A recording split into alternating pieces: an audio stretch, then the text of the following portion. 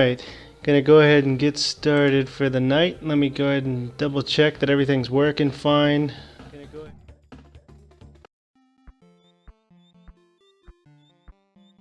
Alright, seems fine on the stream. Chat's open.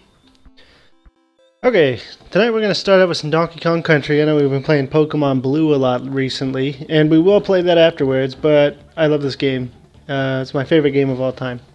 Currently, we are playing it on the Wii U because I don't possess a Super Nintendo. Not here anyway. But we're going to be starting a fresh file.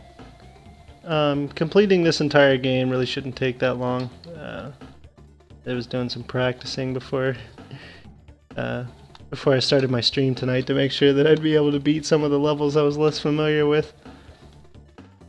Anyway, alright, let's go ahead and get started. We're gonna do, yeah, just one player. Oh, hang on, make sure the stream is still good.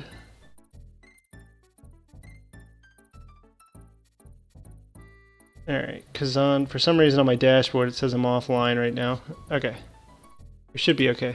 Alright, let's go ahead and get started. First level, love this game. If there was any game I wanted to learn how to speedrun, this would probably be it. I'm pretty far off from anything like that though. So for now we're just going to be doing a casual playthrough.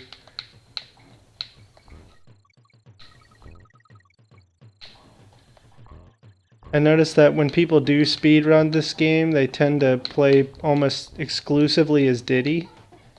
I think that's because there's a speed glitch. Well, I don't know if it's a glitch. Anyway, there's a speed feature that works best with Diddy once he starts doing his rolls. If he hits enemies, he continually builds speed, so it allows you to really blow through some levels. I don't mind playing as Donkey Kong. It's kind of annoying when you're trying to get to the secret doors and stuff. The fact that he carries the barrel over his head can make it somewhat challenging to break the hole in the wall. Fortunately, when you're on the Rhino, you can just charge it, or if you're playing as Diddy, you can, whoops, just walk with the barrel out in front of you, and that will easily open it up. I do know, I'm aware of quite a few of the secrets in this game, not all of them.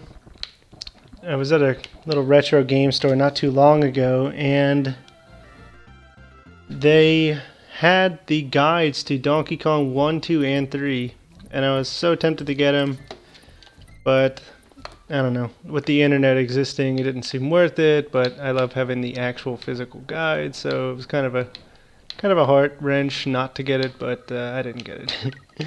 Doesn't matter.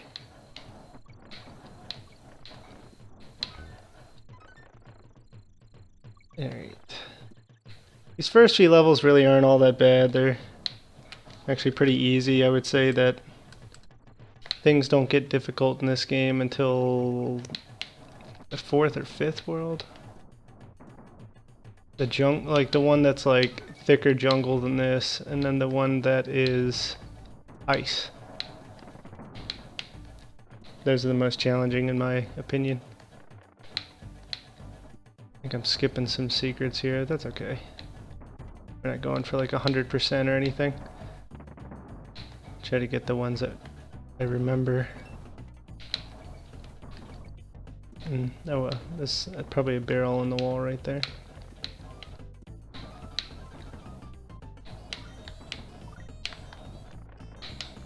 Okay, it's a tire. No! That was dumb. Oh well. I was actually hoping to go through this entire game without dying. But again, I'm just kind of thinking like a speedrunner. I watched GDQ for pretty much the entirety of the event, so definitely got speedrunning on the mind. But I've never actually even attempted a speedrun. I don't feel comfortable enough with any particular game.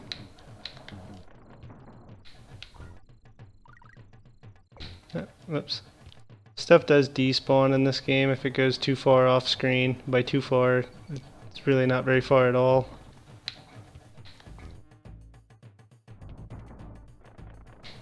Alright, the storm is over. Get on top of here.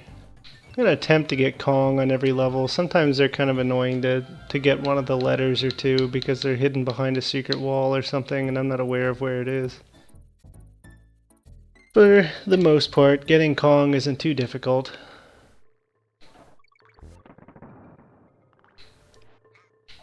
Yeah, let's see, it's this, the way that Donkey Kong holds the barrel can make it challenging to use it to, say, break down that wall right there. But fortunately, Diddy, the way he holds it is out in front of him, so if you just walk into a secret wall, it breaks. With Donkey Kong, you have to actually actively throw it, otherwise it won't break. In general, Diddy Kong is better. There's another secret up here. Let me check this wall back here. No, okay. The bonus barrel. In the Game Boy Advance version of this game, which I also have, it does a better job of letting you know which bonus barrels you've actually gotten. There is a percentage tracker in Donkey Kong Country, and that includes getting all of the bonus barrels on all the levels. But it doesn't actually tell you which levels you missed them or anything like that. Let me pull up OBS so that I can see how everything's looking. Okay, everything looks good. I can see my chat. Got another barrel here. Ooh, that's not what I meant to do. That's okay. Be mindful of that snake. I want to say one of these is a hidden wall. There we go.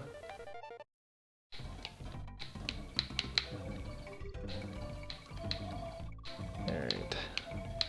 I'm not actually sure that the bonus barrel, in order to receive credit for having done the bonus barrel, if you have to win it, like leave it properly, or if you just have to have entered it at some point that shows that you know it exists. I'd have to watch like a video on 100% speed run that would answer that question pretty quickly. Is that a false wall? No, I want to find a barrel and double check. I'm not sure there is a barrel close by. Nah, okay, I wouldn't be able to get it through there anyway. That's fine. Must not be.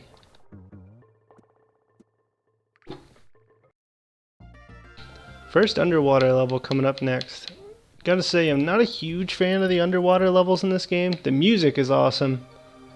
But the fact that there's so many invisible walls, like there's invisible walls on pretty much every underwater Donkey Kong Country level. And it's not inherently obvious where they are. You kind of just have to know or test the waters, as it were, to you know, press yourself up against them. See, sometimes there's a clue, like that banana right there. It's like, okay, maybe if I swim down, you know, there's a false wall. But other times it's not obvious. There's no particular clue that would lead you to believe that there is a wall there, or isn't a wall there. So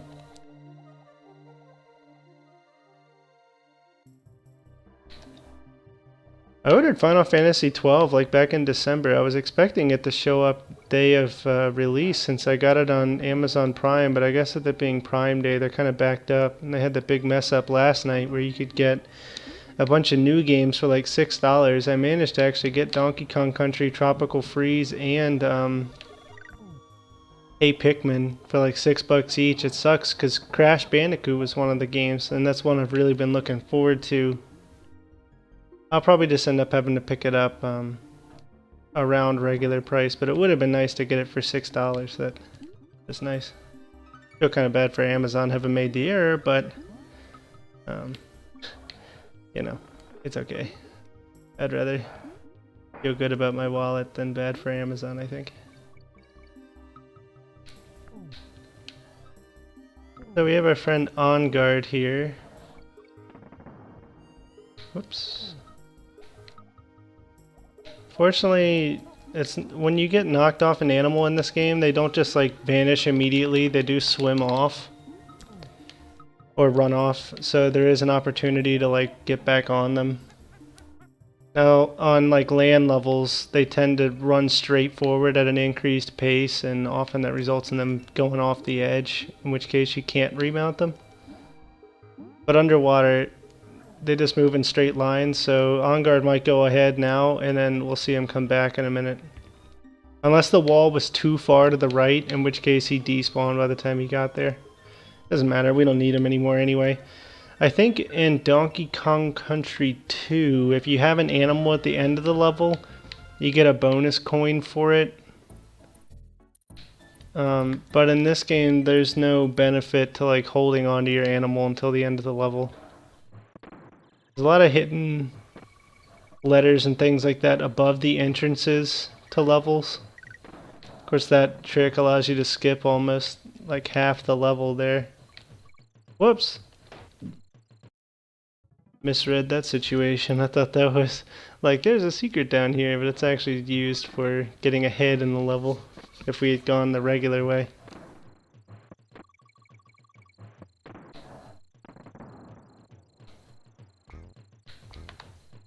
There we go. It's nice. This is actually the intended way to go if you're going to get Kong. And for now, my goal will be to well, not rigidly, but we're going to try to get Kong on every level. We're not going to worry about trying to get every bonus area because, like I said, I don't know where they all are. I don't have a guide open. I don't have the guidebook. But the ones that I can find will do. Fortunately, you're not given free reign to move left or right in those kind of levels. I'm going to hold on to this barrel just in case there's another secret up here. Alright, there's in.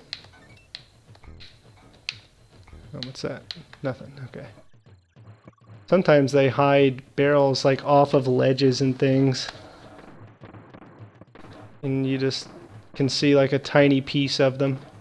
Whoops. Mistimed. I've been having issues tonight with timing the horizontal barrels that are moving opposite directions, and you have to time the shot so that you plan ahead and fall into the barrel. Because if you fire as it's moving up and you're moving down, then it's pretty easy to miss it.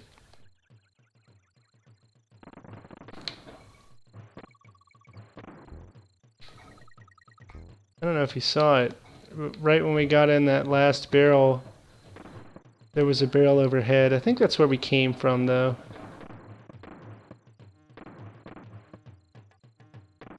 You fire a little early in order to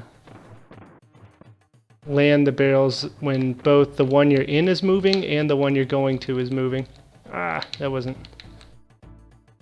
Dang it. I'm going to use this to jump up here, and I think we can roll jump. One of the things that you do as a more experienced Donkey Kong player is learn how to roll off an edge and then jump midair.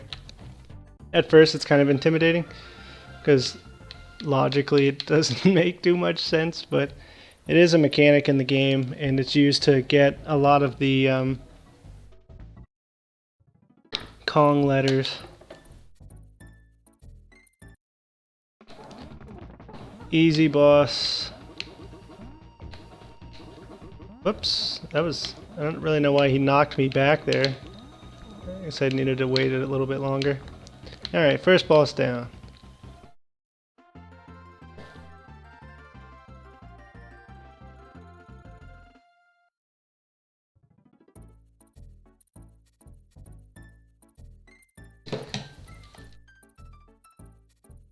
This is probably my favorite world. It's where you get an introduction to the minecart levels. You have some good music, like on this level here is one of my favorite songs.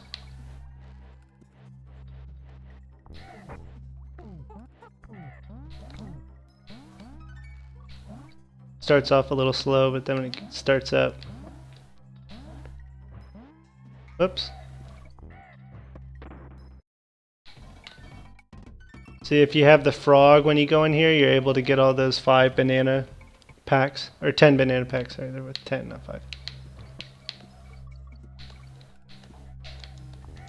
Ugh, I don't even want that. Ah, foolish. Alright, let's get rid of that guy. There we go. Got it from behind.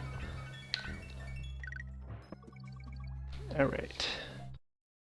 Anyway, the level never or the song never started, but that's a really good one. We'll hear it again. This is a good one too. The minecart one. I mean, they're all good, to be fair. Or maybe not fair. I guess I'm biased.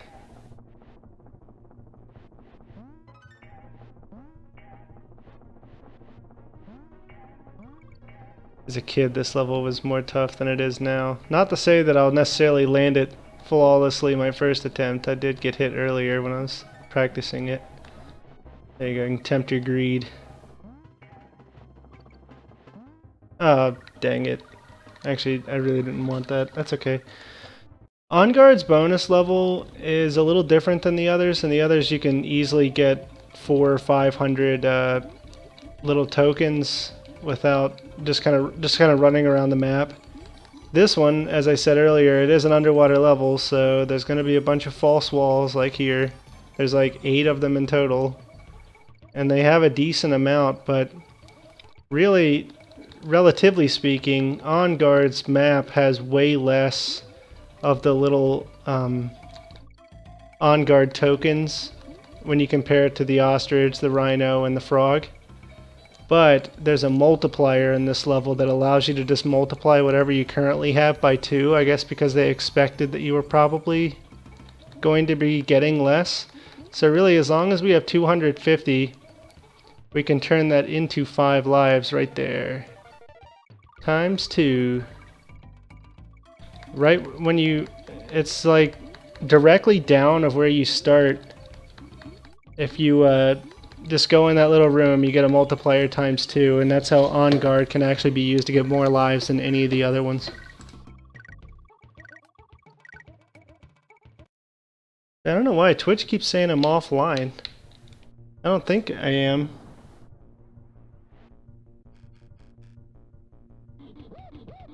Okay. It says I'm online now. I don't know.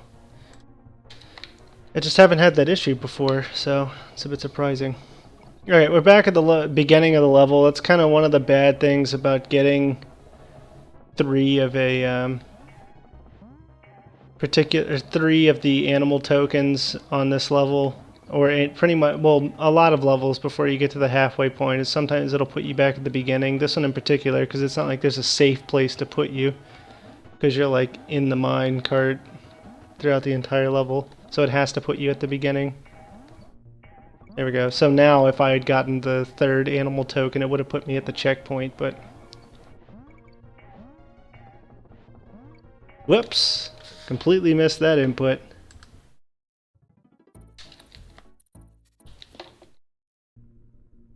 Alright, no worries. We're not too far ahead of that. That was dumb. But as I said earlier, I'm playing on the Wii U. I don't have a Super Nintendo right now. I have the Game Boy Advance version, but I wanted to make sure we were getting the genuine sound. I know it's kind of compressed on the Game Boy.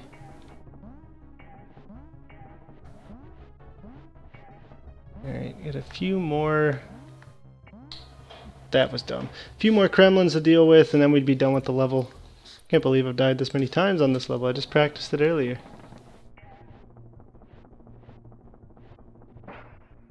Ooh. Getting clowned on right now. Clowned hard.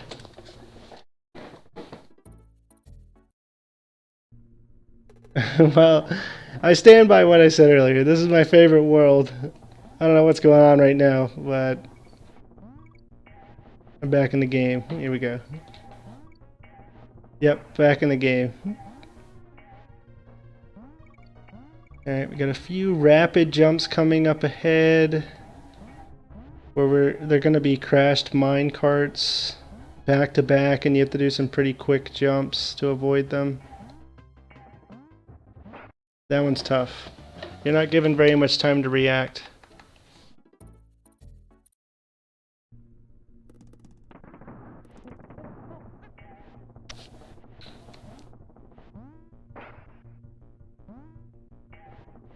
So I keep getting distracted. I'm trying to look at the OBS and make sure that the display isn't being odd, like seeming too vertical or compressed. I can always make it slightly larger. I just have to minimize everything else.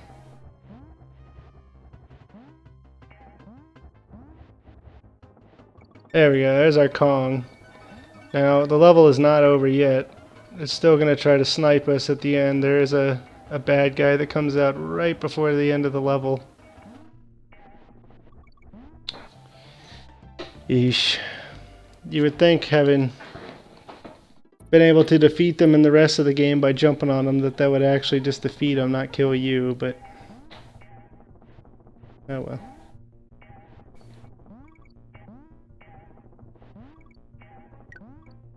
I mean, we're fine on lives. We have 21, especially after that on-guard level earlier, so I guess it was kind of a blessing in disguise, because we're gonna blow through all the lives it gave us by the time we finish this level in the first place. Not sure what's going on with that.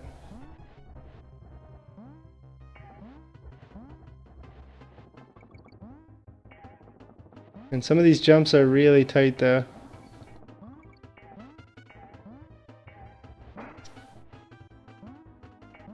Alright. I have a Kremlin here and there. Rapid jump time. And then one last Kremlin. There he is. Alright, finally done with that level. I don't know what that holdup was. I like how it tries to snipe you right at the end of the level though. It really tries to screw you over.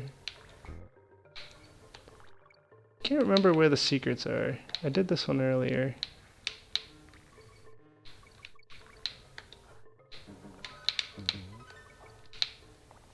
There might have been one right in here. No, that's okay. Another barrel.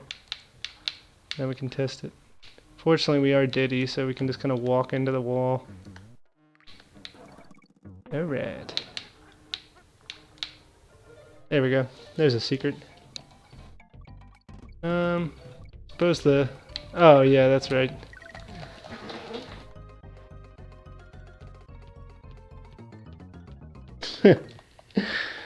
I'm not using a camera because I am in a t-shirt and boxers, as every gamer usually is. Oh, dang it.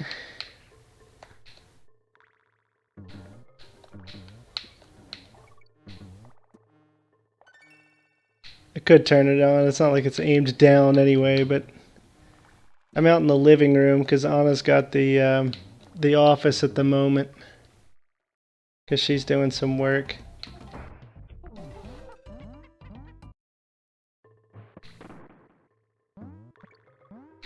Yeah. We'll try to hold on to the frog. I don't think... prime content?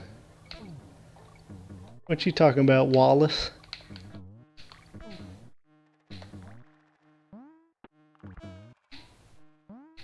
Whoop, okay.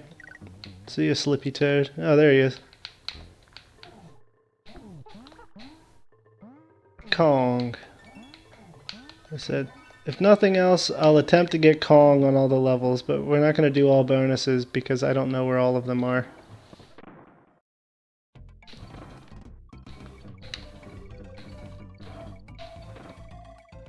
There we go.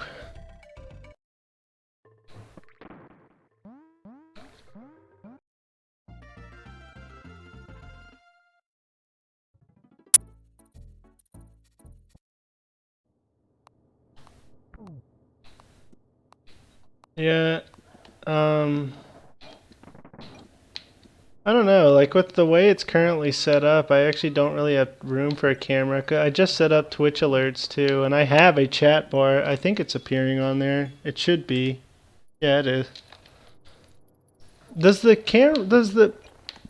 gameplay seem distorted at all? I mean, it's based on a resolution, so it's supposed to not stretch it vertically or horizontally, but I don't know if I need to make it bigger for it to look more normal.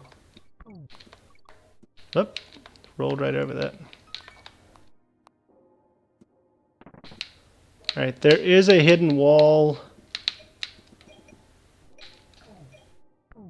right here.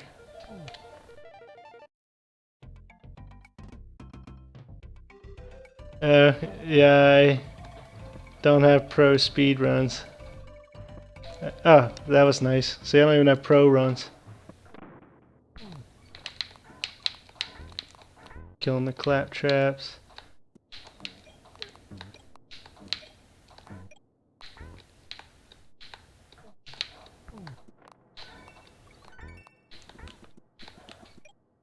Damn it, should have rolled and jumped. Okay, hang on. Let me see if I can make it a little better. The resolution is supposed to be maintained so it won't do that. Give me a minute. If I mess with the resolution, I'm afraid it might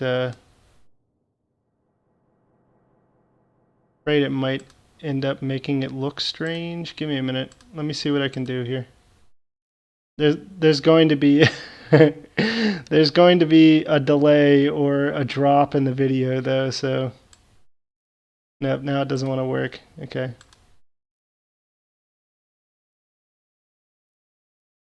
Alright, hold on, we're back. Yeah, you like that? Does that look better?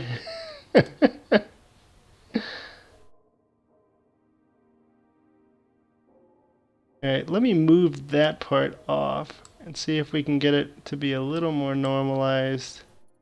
See, the problem is there's a big black area that will cover up the chat. It wants to keep going widescreen though. I don't want or need that. Why is it doing that? Is that better? I mean, like, I feel like you're seeing less now. Is that the case?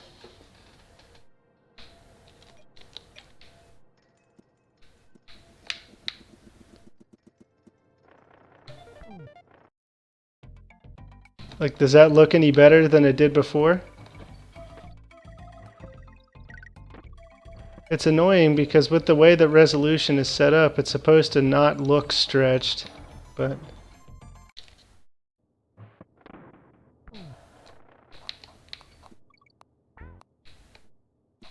I mean, it's changed right now. I just did it, but does it look any better? I mean, like I can mess with it again after I stream tonight. This isn't the same. This isn't the same. What are they called? Scene that I use for the Game Boy because that's played on GameCube, which is at 480i, and this is playing on my Wii U, which is 720p anyway. So.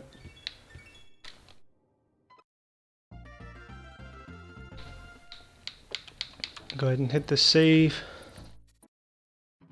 Okay, that's good. It just seems a little smaller, but I can mess with it again later.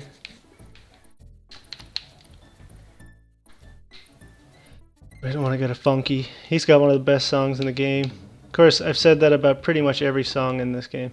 Alright, I'll admit, the Aztec one is okay, it's not great. But pretty much every other song in the game is like perfect. I don't know, actually I take it back. This song's really good too. Yay, secrets.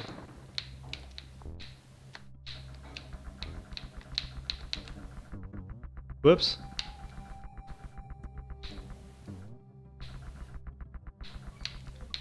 Hold on. Where's the secret here? Better not just be that O. I feel like I used it for something else. Yeah, here we go.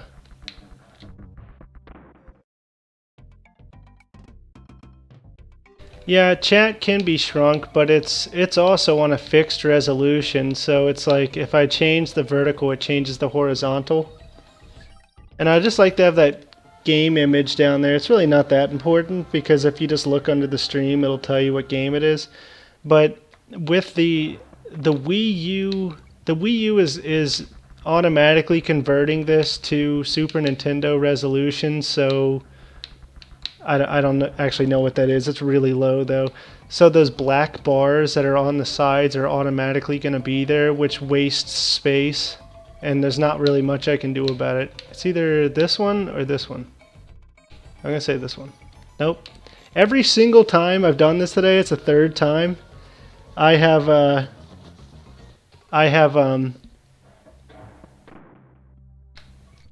guessed it was between one of two, and every time I've always gone with the wrong one. So I'm just going to stop going with my gut and take the one that I don't think is right.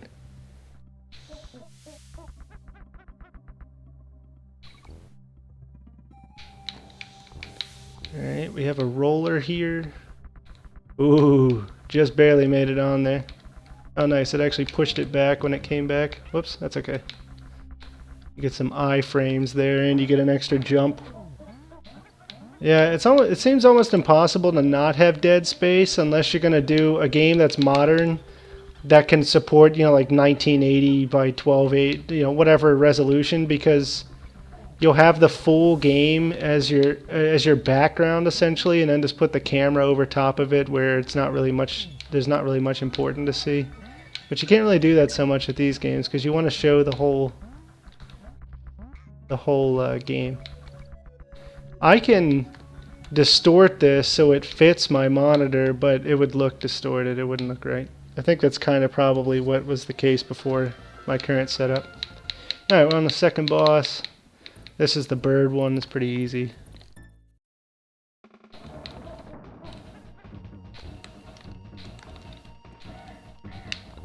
And when he's up high like that, you have to wait for him to shoot, otherwise you're not going to be able to hit him. What's nice is that once you do hit him, the coconut vanishes that he shoots out. I don't really know why the bird is shooting, or it doesn't vanish, it reverses directions. So it bounces back towards him. See, like, well, okay, that was his last hit, but it would bounce back to the right there.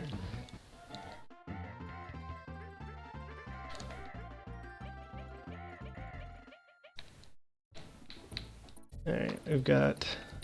This one's where I started to die a lot earlier.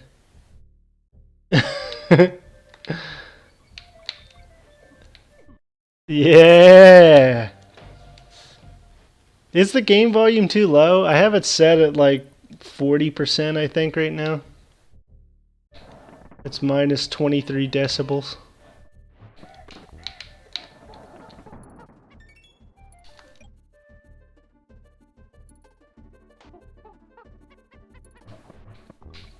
Alright. Got him. There's your K. We've got a secret right over here.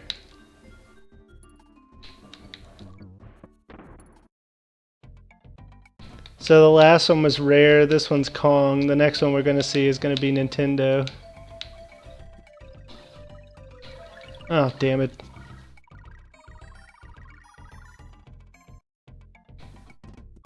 Yep, this is the new science hour. Speaking of which, I actually, once I finish edits on the manuscript, that's my next project.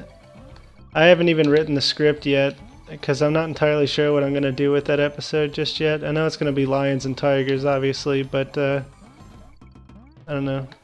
I mean, that's the way it always starts. I have a general idea of what the topic is, and then I have to go through the process of figuring out what kind of facts I'm going to include, and it has to be something I can reasonably record too. In this next one, there is... Okay, I can turn it up a little. There is some Smite footage I can include. I'm going to have to record it somewhat soon because it's part of the adventure mode that's only available for a limited time. But the problem is my game can't run that game, or my computer can't run that game in very high graphics. Let me know if this is too loud.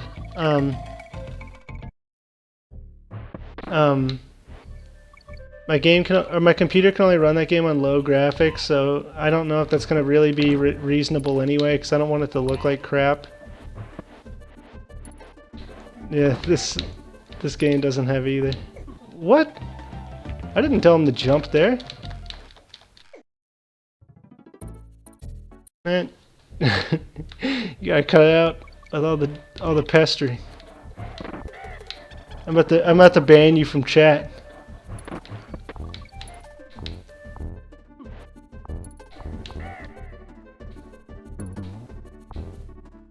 Where's a moderator when you need him? Why don't we get that Retroverse guy in here to ban Mr. Binks from chat?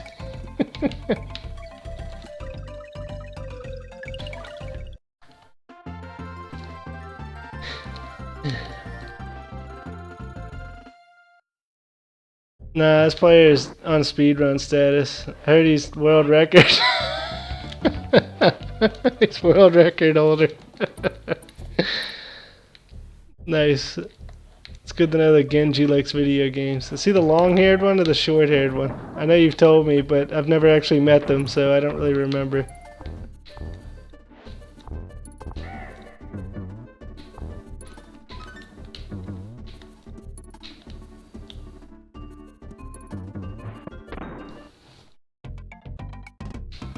There we go. Okay. I actually don't. I don't want to get the third ostrich thing. I don't want to do the mini game again. I don't really need the lives, and it just kind of uses a lot of time for very little usefulness. There's another secret. What?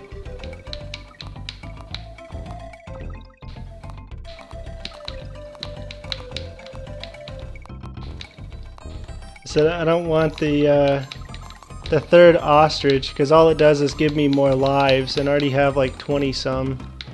So it's just kind of a waste of time to keep doing that. Why are you doing what face?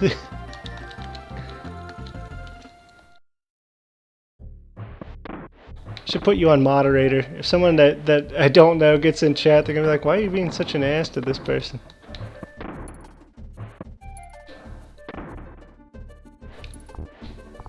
Do you like not watch Twitch at your computer anymore? Because I noticed it seems recently that you guys are watching it out in the living room.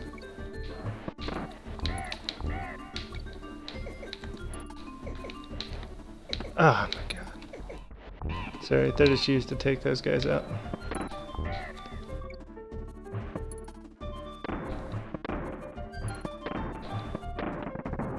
Alright, got another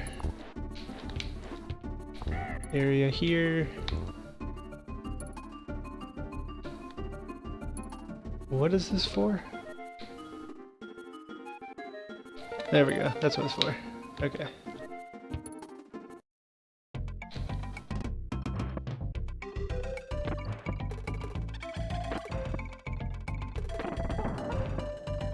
That's where we're gonna find the inn. Let's have G. Oops.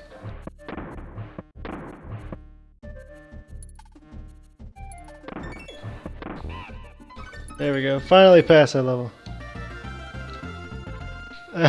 Okay, right. Yeah, I'm pretty sure Mom is a binge watcher of streams. Anytime you can find her catching up on Retroverse and his garbage Overwatch. Damn it!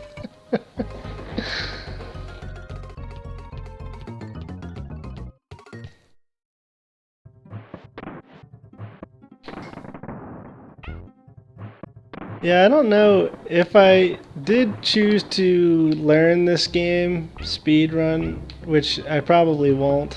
I feel like I'd want to learn 100%, or the category where you play every level.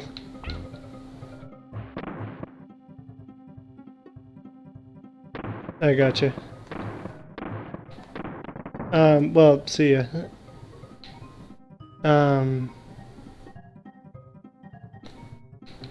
Yeah, I'd probably want to learn one of the categories where you play every level, because otherwise you just end up doing like the zipping, or whatever it's called. There is a secret here.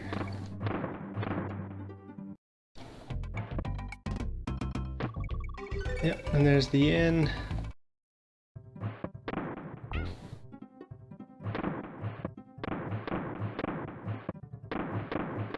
I don't know. I guess it's probably better if you were going to speedrun. If you were going to speedrun, it'd probably... Whoops, I did that a lot earlier. Probably be better to learn any percent first and then move up to 100%. I don't know.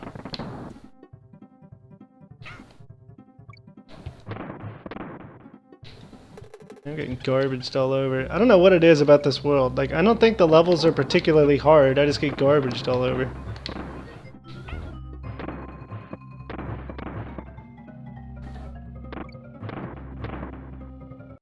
The next world is, in my opinion, harder, but I don't seem to have as much trouble with it.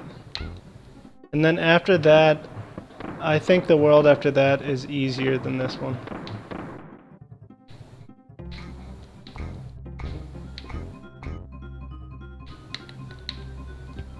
Alright, I'm playing this extra safe. I'm tired of dying to that particular barrel.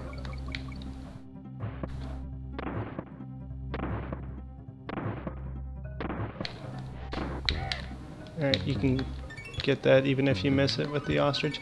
There is a toad somewhere in the level, because that's the only way you would get that ostrich token there. I can't remember the ostrich's name. Honestly, the only one whose name I can remember right now is On Guard, which is the swordfish.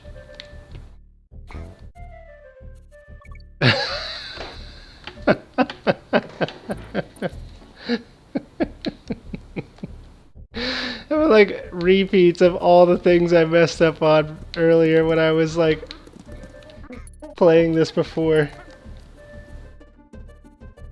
Yeah, I guess I'd prefer to play it without glitching the game. So I would, if I were to learn how to speedrun it, I would probably learn one of the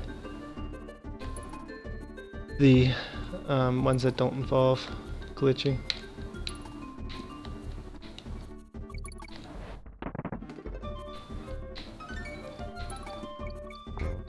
Alright.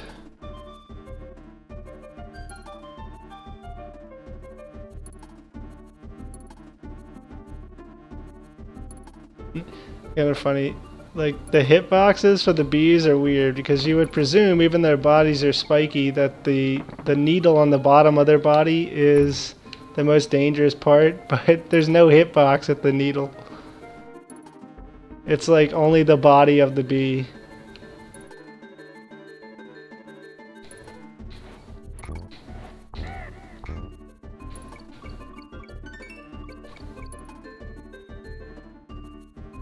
I didn't even see when you said barrel.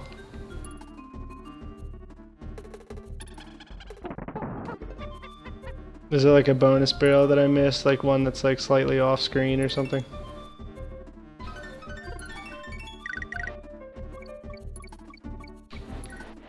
Alright, this is the last part of the level. Some of them move faster than others, which can be challenging, but overall that's not too bad. And there is a final secret on this level. You just have to time when you jump up.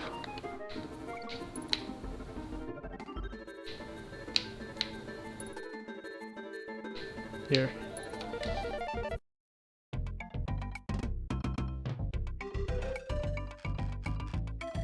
Oh, okay. This has a lot of bananas in it, and then it's got an on guard down there. I'm not going to go up top and get all the bananas. It's not really that important.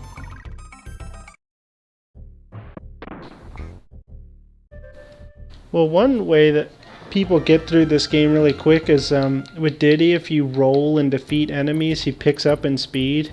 So you like chain hitting enemies, and then you can be moving really fast. Huh, for some reason I thought there was a thing up there. Guess not. That one's annoying, that K, because if you... Oh, that was nice. Because if you don't get it there, you can't go back. Because the rope doesn't move.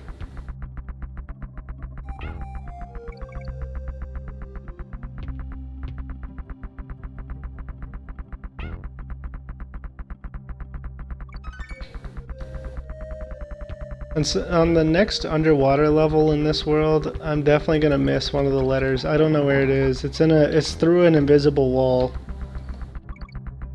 And without having a guide or anything in front of me, I just don't know where it is. I guess I could test, but...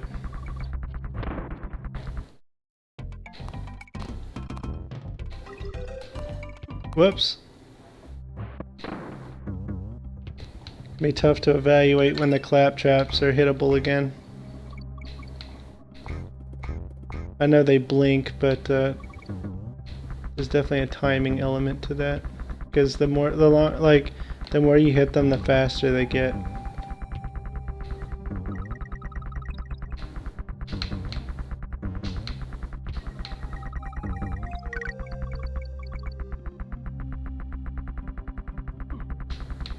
See ya. Oh, okay, that's nice. Well, I'm dead. Actually, you might be able to get him to despawn. There he goes.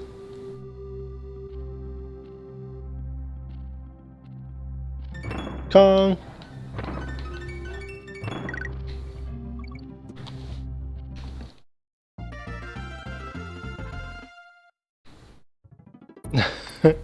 Why is he running around so much?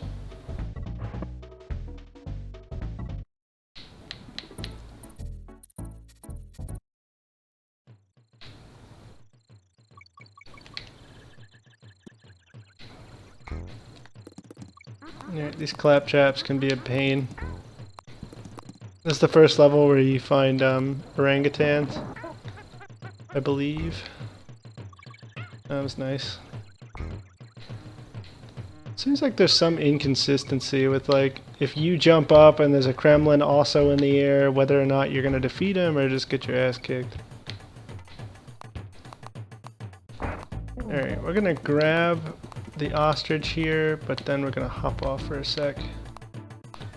Because you can't get there with the ostrich. I don't know what that emote is, it doesn't appear in the chat.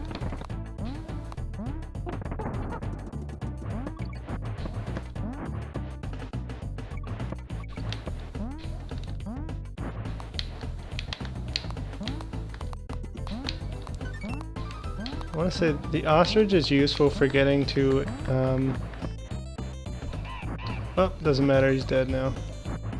It's useful for getting to, some trees at the end of the level. Damn it, there was the ostrich. Oh, I see. Gotta burn those calories.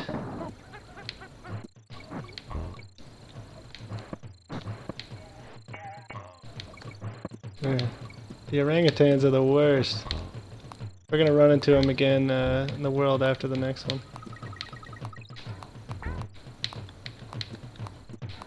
There's this level, then there's one underwater level, and then we're at the next boss.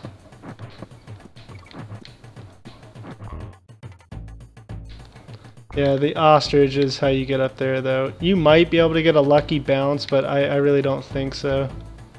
In terms of getting up to the stuff up top there.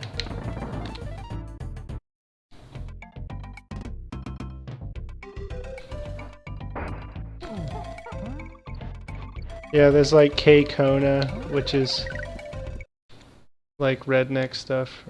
Or apparently if someone's wearing a hat, I don't know. I don't really understand the unofficial emotes on Twitch. I don't know why that's a thing.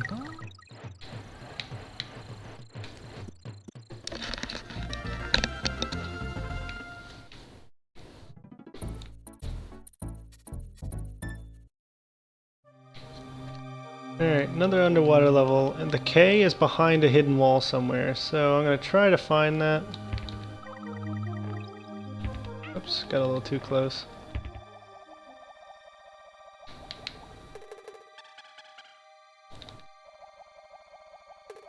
There we go, there it is.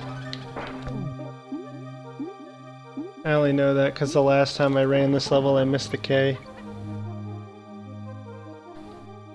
Yeah, pretty much, if you're playing Genji.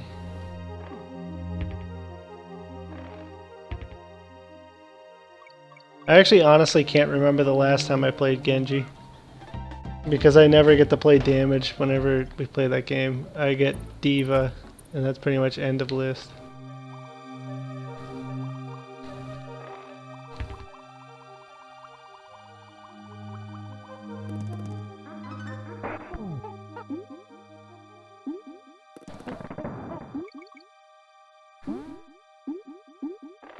Oops, got a charge right into that one.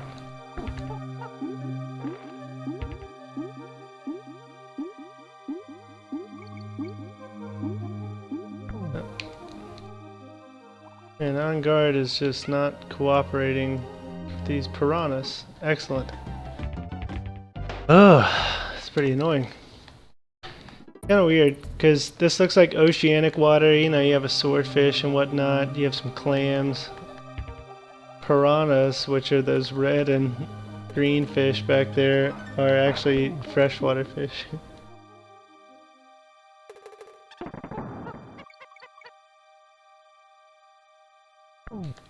Oh, okay, I see.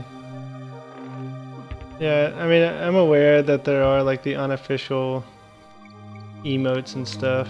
I just haven't put too much effort into learning what they mean.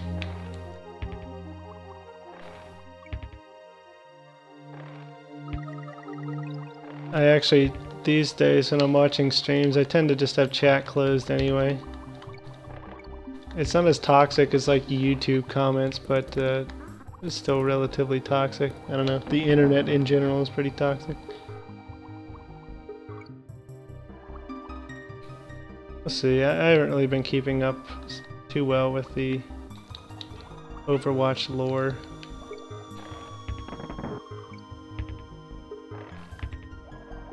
Like I said, I kind of turned off from that game anyway. Like, I like the game a lot, but I'm kind of turned off from it just because I always get stuck playing D.Va, and D.Va's so boring.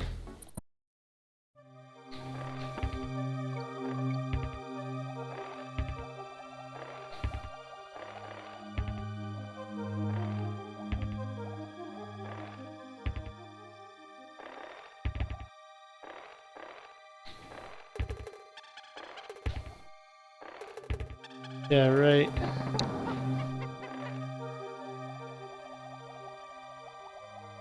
The Sharkies. What? I haven't perfectly avoided that hitbox. Are you kidding me?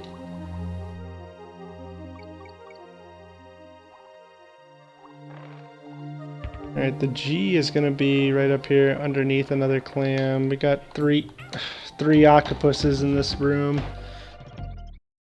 The octopuses have unreasonably large hitboxes.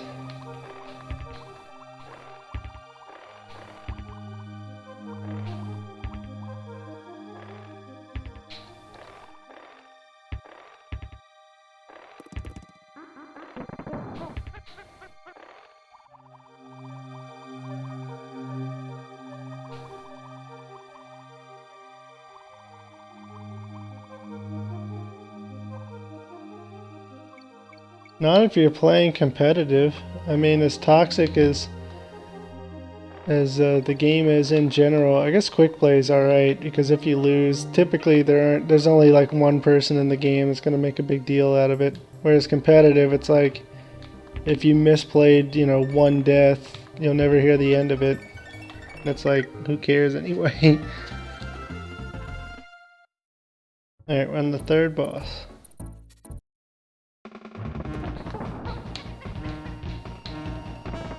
Alright, I think in the speedrun this is also one of the only instances where you really see Donkey Kong. I could be wrong, but I'm pretty sure he can more easily take on the bee here. Avoiding the bee is actually really easy.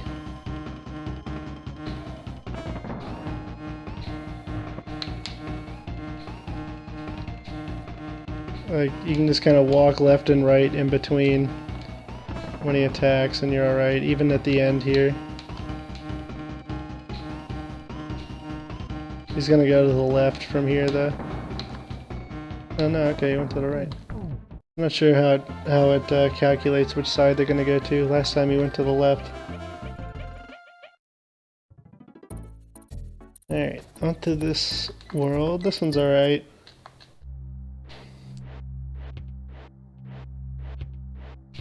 There is a secret here right at the beginning.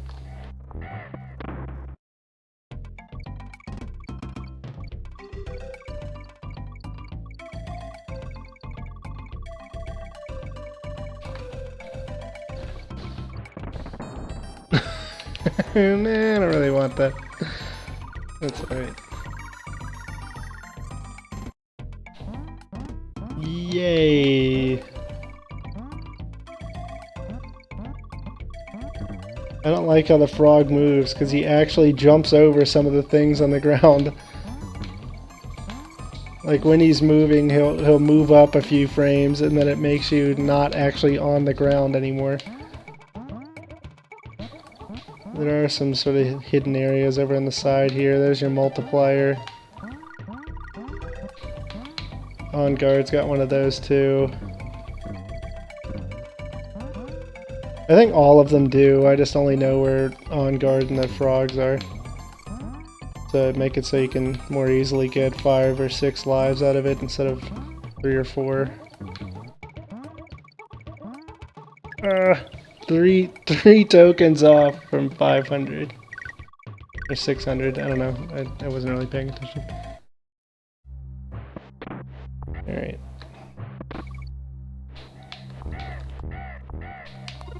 Nice. Thanks for that.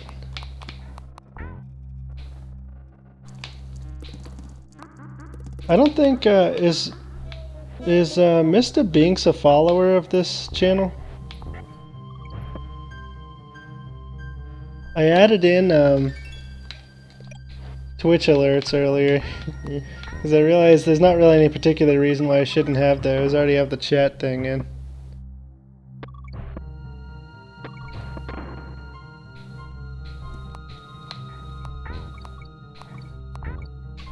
Whoops.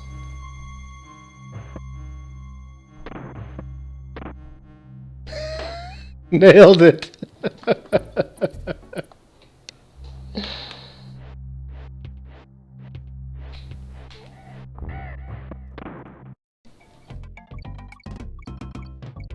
Alright, I just wasn't entirely sure. Okay. Whoops, I was going for the one on the far right. I accidentally hit that one. Not a big deal. Don't particularly want the animal tokens anyway.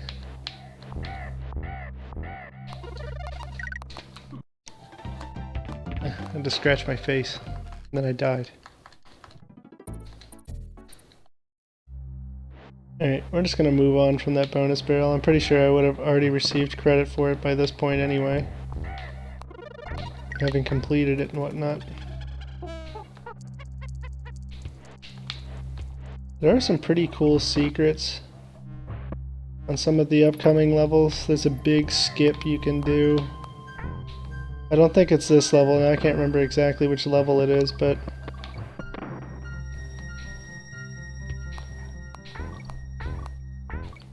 Nice, got it.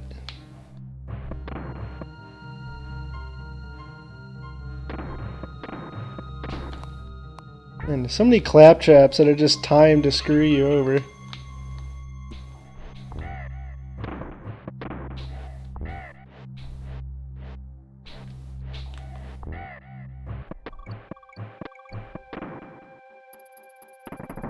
Alright, there's a checkpoint.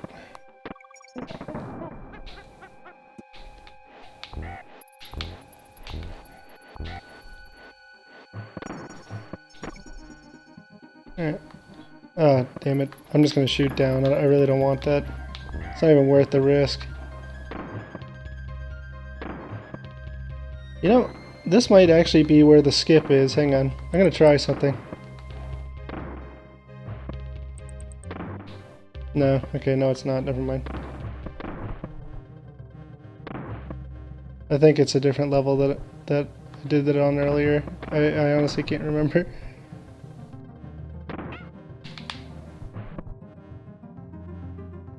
Fortunately, you're given control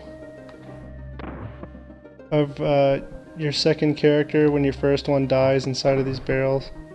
No, actually on second... No, I can't remember. It doesn't matter, really. I'm already in it now.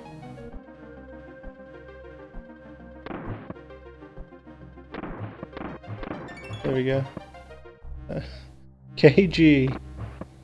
Really missed out on the letters here.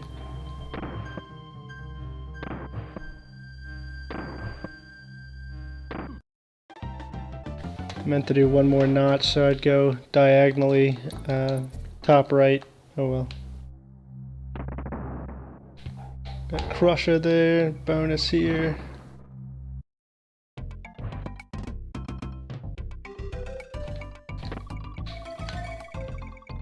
There's your O.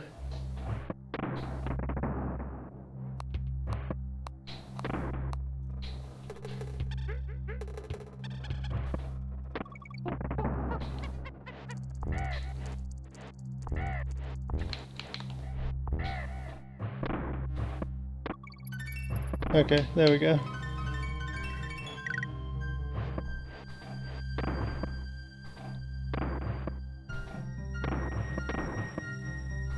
I want to say there's a skip for this section, and I found it earlier completely accidentally. It was by shooting diagonally upright somewhere in here, and then I got blasted like towards the bottom of the map, and then it just like hit me in another barrel and I skipped it all, but now I'm not having any luck with that, so...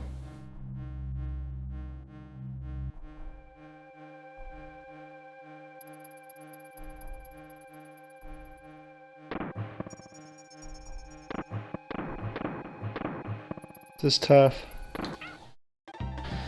When you've got the complete rotating ones like that, they're not just going between options.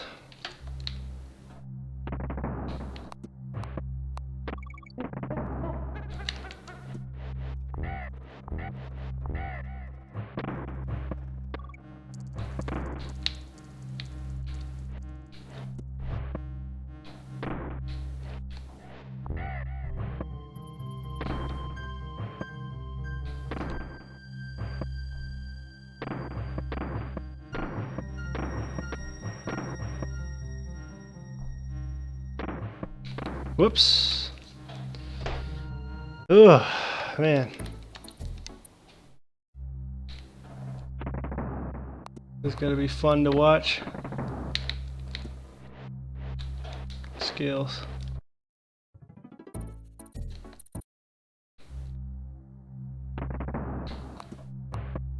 I would assume even on all levels there's like, if I remember correctly, there is a skip for this part, and I'm gonna go ahead and assume that they would be skipping this, because I can't foresee, I can't imagine any way that you would speed through this.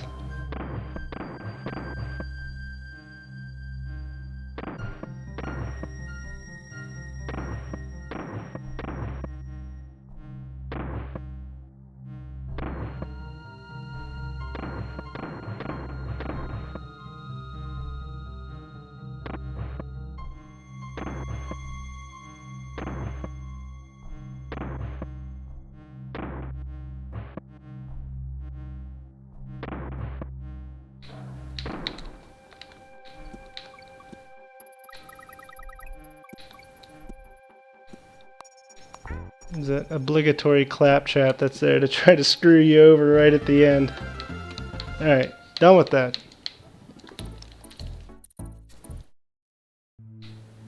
Alright, this one's not too bad. We got a few secrets we can get to. We need this blue guy to spawn here.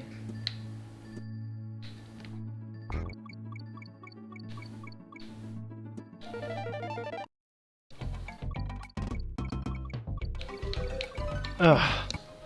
Keep accidentally doing that. I did it earlier too. Just on the come down from hitting the first one, I accidentally swiped the second. It's not a big deal.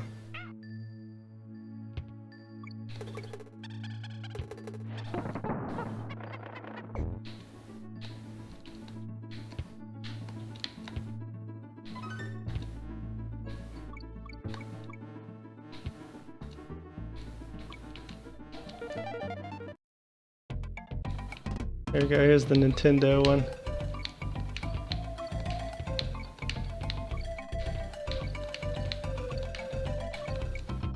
Got it. Yeah. In this game, like on the minecart madness level, right in like the last second or two of the level, there's a Kremlin that comes in like, I'm gonna kill you! Because he told me to! Oh, did you look at the thing I retweeted from like IGN earlier? It's the Death Note like oh,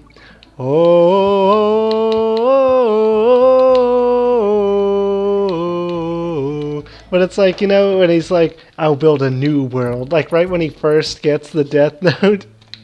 But it's, you know, the oh, and like it's SpongeBob writing in a journal, like the Doodle Bob journal thing. It's pretty funny. It's only like 40 seconds, but it's worth watching. I've made that exact error twice on this stream.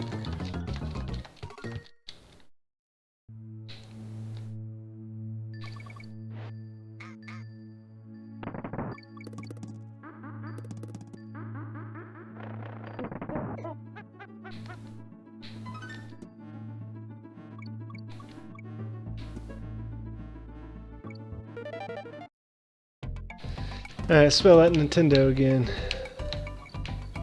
Get that free life, since lives are exactly what we need right now. Oh my!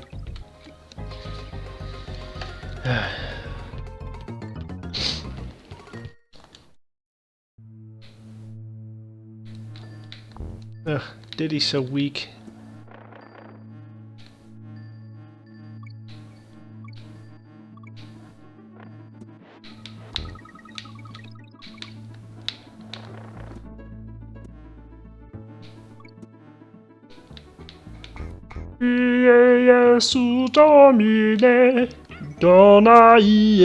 Oh my god.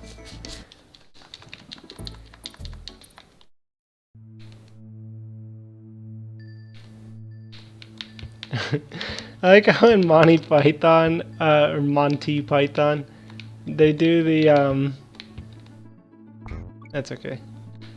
The you know, the Bible thumper guys are like, Iesu Domine, boom.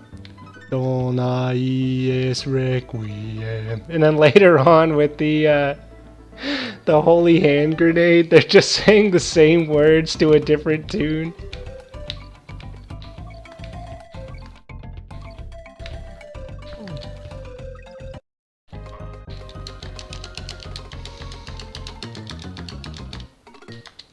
Not gonna question the game, but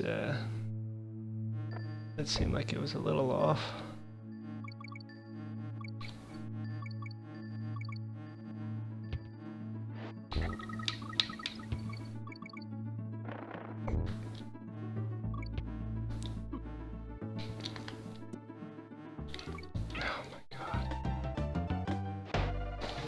Ugh, getting dunked on right now. It's stupid, I'm just dying to the same part over and over. I'm skipping these two secrets. I've already gotten them once. I don't know how the percentages work in this game in terms of like just entering, completing, or whatever, but I've already entered them now, and it doesn't actually matter what my percentage is, so.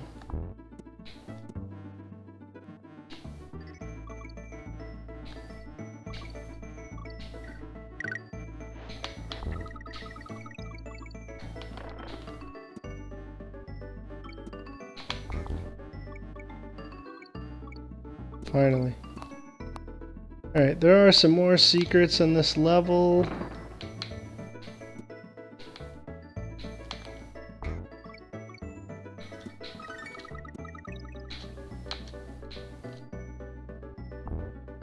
Oh no, dang it. Ugh, I don't want your damn animal trophy things.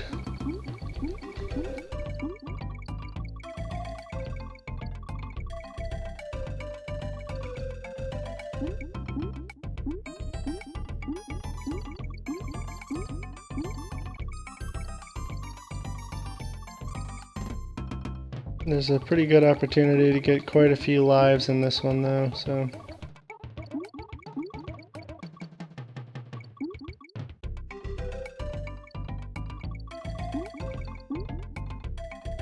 Come on. Okay.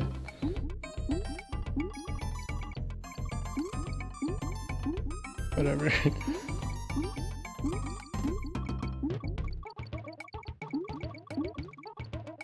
Alright, just need to get the 250. Not get stuck in the wall.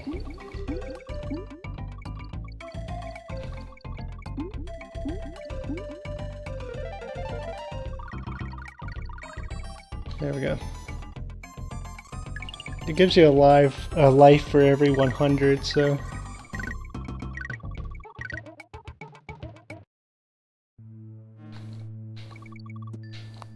Nice.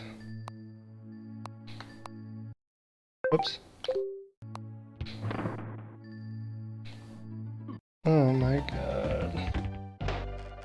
Just get me through this world.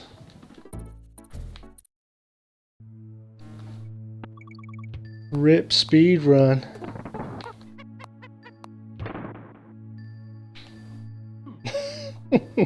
Exact same error twice in a row. Such skill.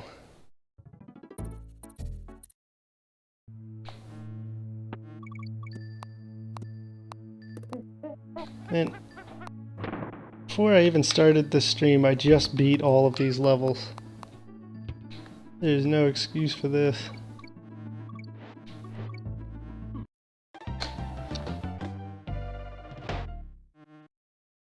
Damn you, Donkey Kong, with your extra large hitbox.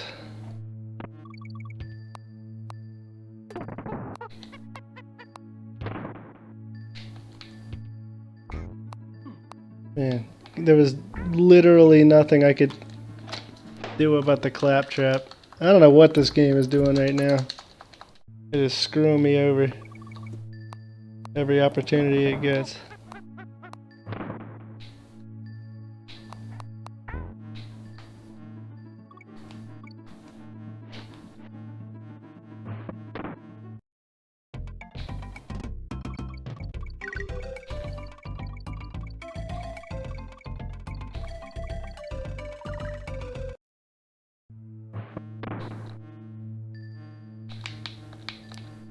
So I need to go back this way.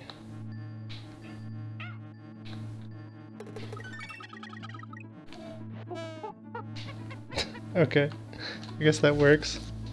Not really intended, but take it.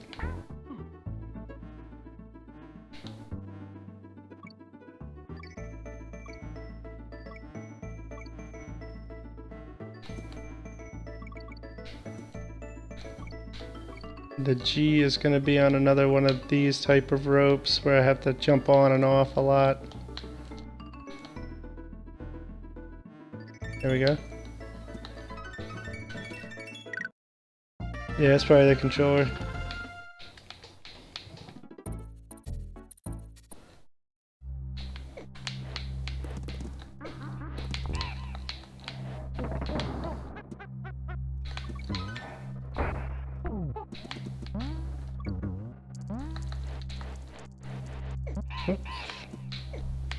Okay.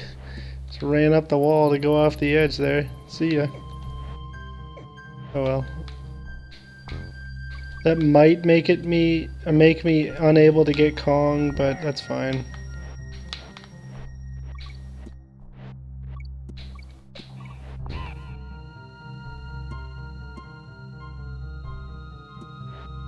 I think that's a bonus barrel there.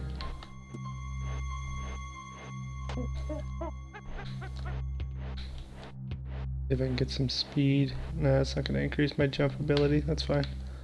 It doesn't matter.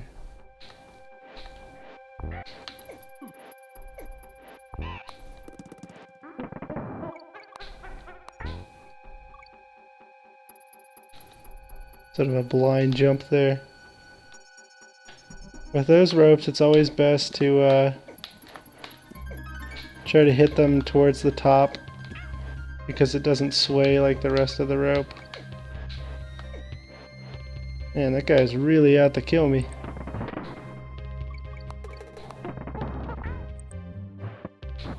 Got him.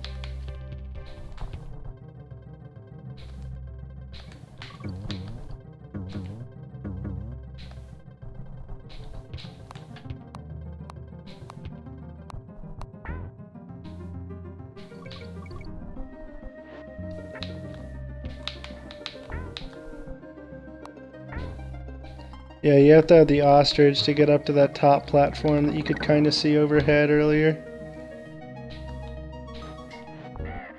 That might be where the inn is. Yeah. I think that's the murder guy right at the end here. Oh, no, there's the claptrap. Yeah, so you kind of get two of them there. The orangutan, which it's like almost impossible to avoid its barrel, and then the claptrap right afterwards. You got squids and octopi that follow you on this level. So there are some hidden walls. I don't think I found them all earlier.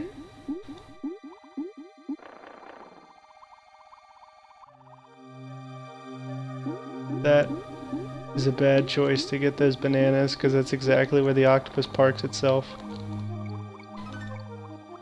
There was a hidden room over there. You could see the bananas in it.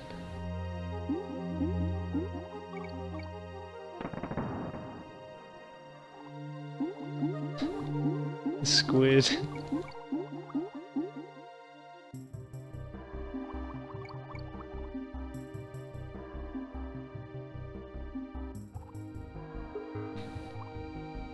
Point of no return.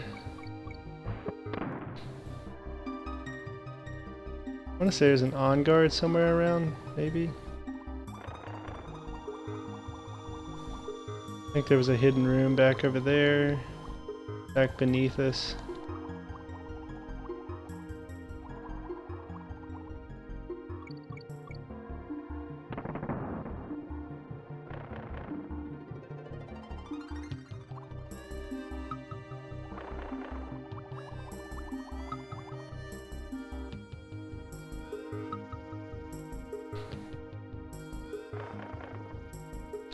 Alright, so this is a trap because he goes down and then back around to the left, so you have to kind of follow him there.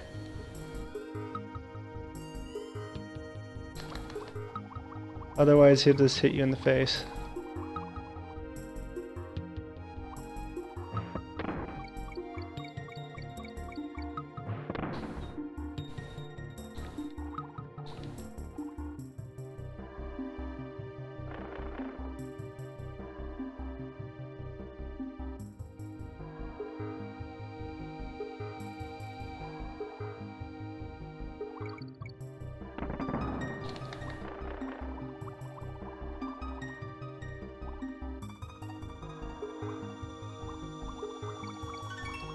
Yeah, the O must have been in one of the secret rooms. That's alright.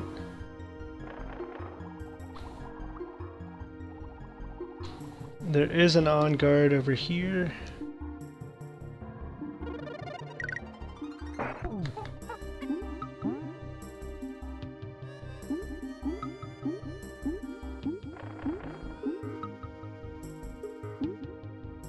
Which, more than anything, this gets you an extra hit point here, given there aren't really that many fish in this level for him to defeat.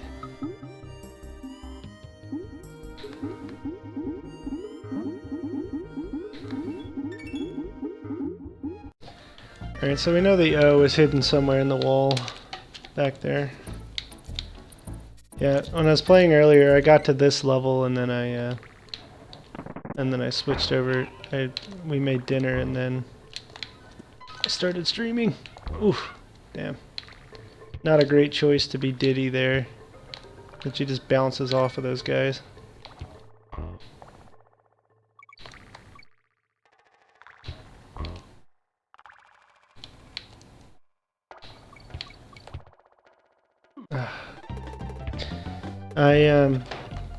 Donkey Kong 2, the parrots are much more annoying than they are in this game. In this game, it's just a light source, and the second one, you're like hanging on to them and shooting pellets out of their mouths. Not really sure why that's a thing.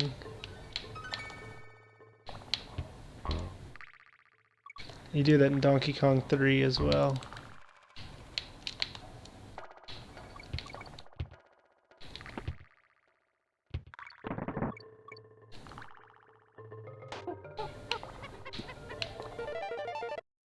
Okay, got a secret here. Whoops, one too early. Story of everything. It's happened with all the Kong barrels like that I've tried to do today too. Too trigger happy. Oh man, you can't even defeat those with the roll from Diddy. Probably just go ahead and switch over to Donkey here. And this really tempts your greed. Get it when it's on the downward movement, that way you can... What? Alright, so having a barrel there does not get you an extra hit point like it normally would. It's just gonna straight up murder. Try this again. There we go.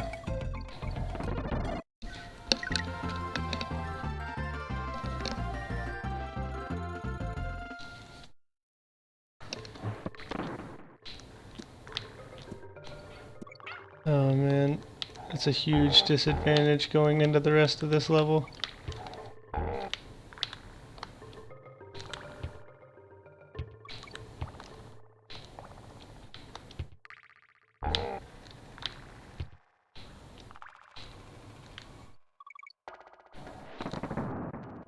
I'm pretty sure... No, okay, that's not a hidden wall. I don't really know why that barrel would be there, but I don't think that's a hidden wall, because I think last time it did that I had Diddy, and it didn't break the wall. There we go, one more level, and then we have the boss.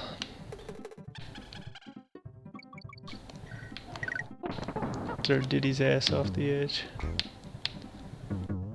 Whoa!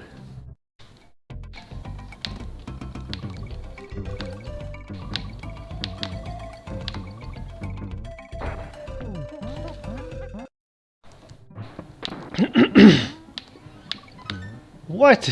What was that? There aren't any ceiling tiles in this game. You can only just go through the floor.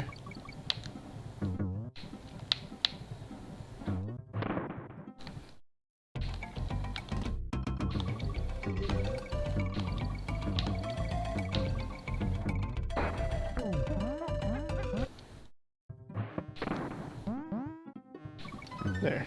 Okay.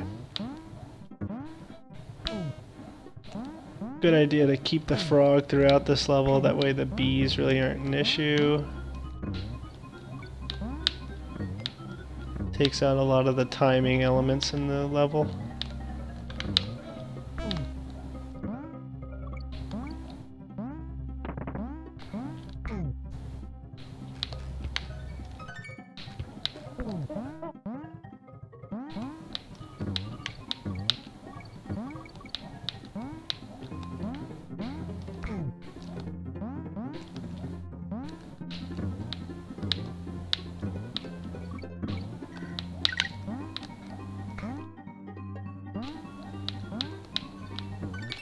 Right. Going pretty smoothly so far. Aside from the one death.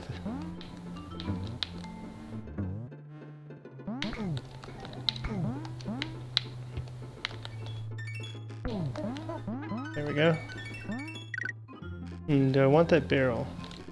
I don't think so. I don't think there are any solid walls in this level that a barrel would be useful on. Oh, that stinks.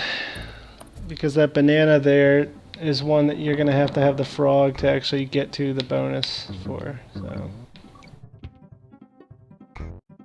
you have to have kept them from the beginning of the level in order to get that bonus.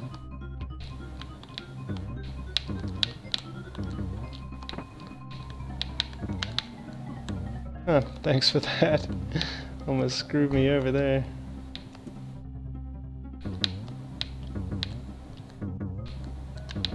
Okay, there we go. Didn't need the frog after all. Alright, I don't care, I don't want this.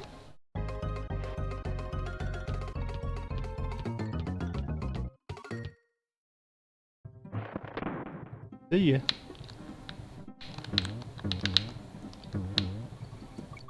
Alright. Now we're on to the next boss fight. Been streaming for a little less than an hour and a half, it's not terrible. This guy's gonna do hops, but essentially is the same as the first one. Okay. Sometimes it just bounces you off like that. It's kind of annoying. Doesn't really make that much sense.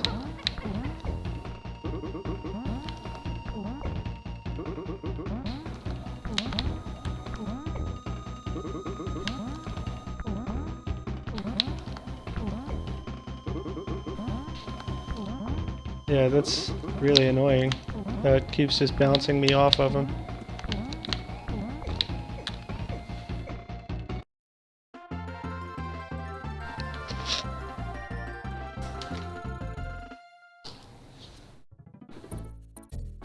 Alright, Creme Croc Industries. You'll notice the mountain there, like this is the same island that DK64 takes place on.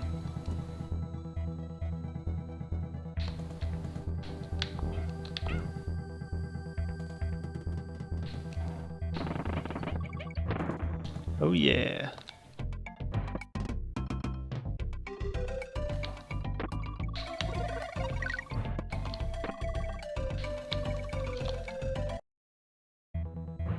Ah, thank you. This is a great game. It's My favorite game of all time. Yeah, I'm just trying to, I don't know, beat it. I guess I don't really have any particular goals in mind. Just trying to play it, have a good time. Kind of hard not to. Keep messing up a lot of these mini games, but not hugely important. If I'm not mistaken, you get credit. What was that noise?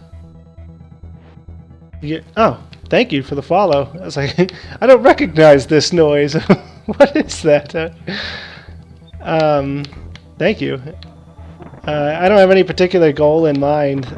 Just kind of playing through, attempting to get Kong on all the levels, if nothing else. Alright, let's bring this with us. Ooh, you kind of got it a little bit stuck there. That's okay, we'll bump it back and then we can get more momentum behind it next time. There we go, there's O.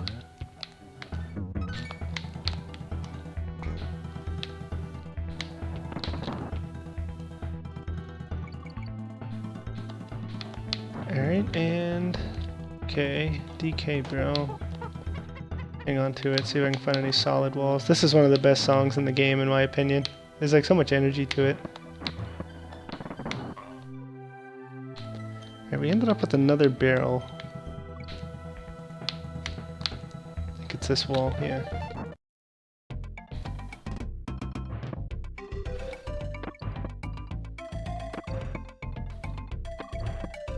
And there's the inn. Nice. Now it gets to the interesting part of the level. I think we have like 2 or 3 levels in the game that have this feature where you have to time your jumps onto the oil barrels. But the hitboxes for the fires are strange. You actually have a little bit extra time than the game would like to lead you to believe. Okay, there seems to be a pattern there. I think it's 2, 3. I thought it was just going to keep doing 2s, so... Alright, you can actually get this without the barrel, or without the tire from earlier. Ugh, the orangutans. I look at them and all I can see is lanky, and it's like, ugh. I want to dislike you because you're a pain in the ass, but I do like lanky.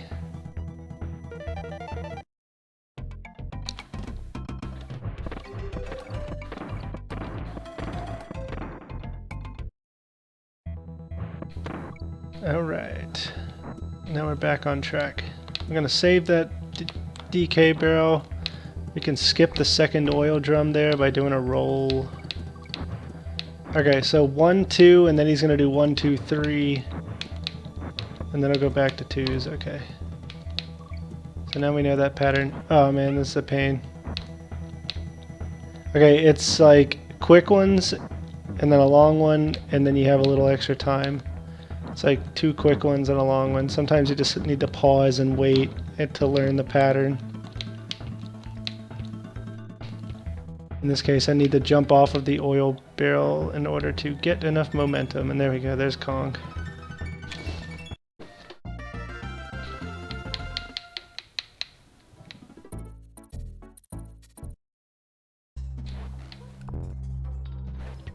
Alright, this one is just a riding level. It's an auto-scroller. There is another one that's very similar to this that has the batteries that you have to pick up in order to keep it moving.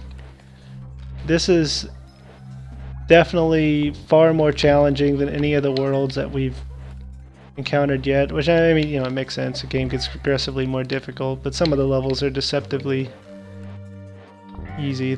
I think they intended for them to be a little harder than they actually are. Whoops. Can't duck under that guy. Alright. Another DK barrel. Okay, then we lose Diddy. There are some tricky bonus barrels on this level. Every time I get like an itch on my face or my nose, I go to scratch it and then it's like, oh, you need to jump now. Oh well. That's why we've got 50 lives or whatever.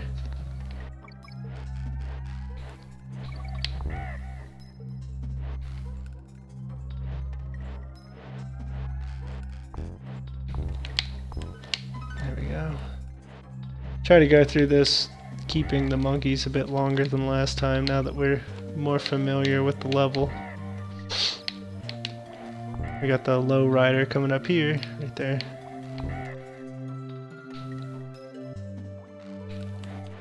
That was foolish. I probably shouldn't have jumped when I did, but it ended up working out. Jump off a little bit to take care of that guy. Okay, here's the O. I'm not sure in this game if Kong counts for your percentage. I want to say when I watch speedruns for 100%,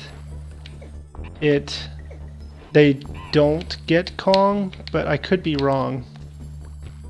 Ooh, okay. Ooh, almost pressed the wrong button there.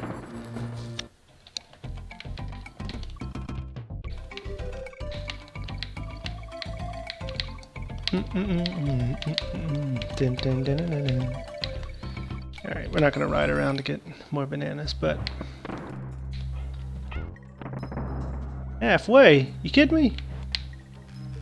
Thought it was done. Alright, these guys are tricky. As long as you're not riding on the front of the cart, you're okay.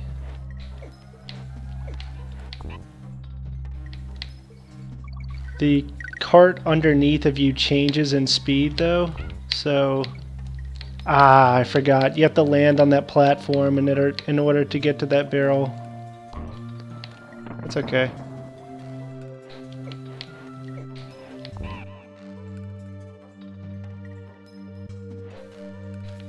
Incoming! He didn't actually drop. That's just to get you scared. Alright, Claptrap, coming in. Got right underneath of him. That was nice. Alright, got Kong. Clappy Trappy. Got an orangutan here. I want to say we're pretty much done. Could be wrong. Got that jackass. Yeah, the platform is moving as fast as he is. Alright, just get me out of here. There we go. Trick, track, trick. Elevator antics. I don't mind the cave levels. Oh, that was foolish. There was a rope up there. I think we can get to it from here. Yeah, just barely. We should be able to. Maybe? Maybe not. Let me go die and then I'll just reset.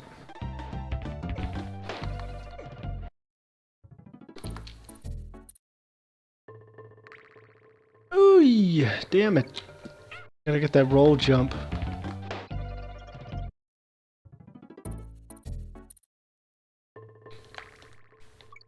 There we go. Alright, third time's a charm. Mess this one up too. No, I got it that time, alright. 3 lives for the cost of 1. Or rather, 1 life for the cost of 3. It's more accurate. Ugh.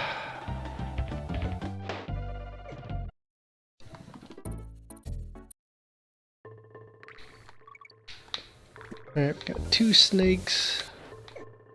That guy. I haven't done this level in a long time. The day I bought this game, I just sat down and beat it all, and I think that was the last time I've gone through and beaten it all the way through in one sitting.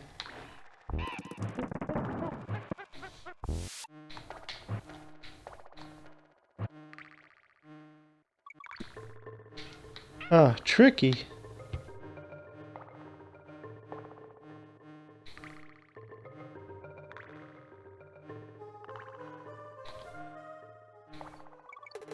Now I gotta be careful whenever I'm going through those narrow areas that there isn't gonna be a snake waiting for me. And look at this. Game's really trying to get you.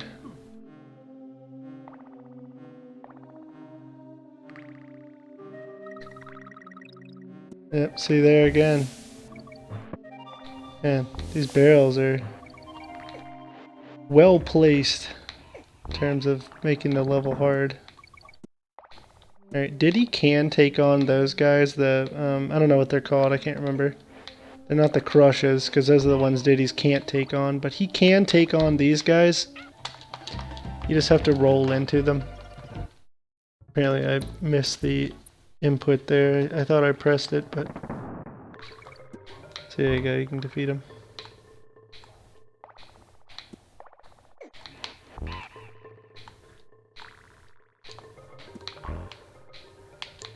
Yeah, but when you hit an enemy, Diddy gains speed when he rolls. So you can use that to really go fast through the levels.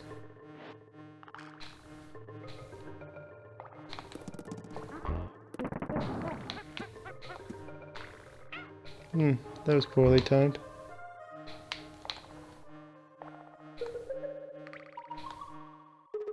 Gonna have to do a little bit of blind jumping there. And that guy's got 3 levels, as opposed to the regular 2.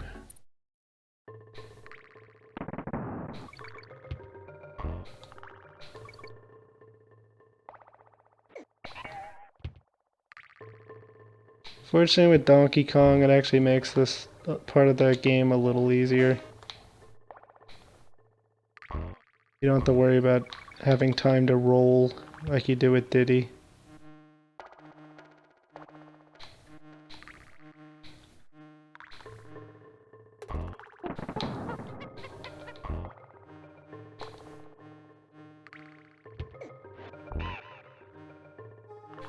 Oof, only a G.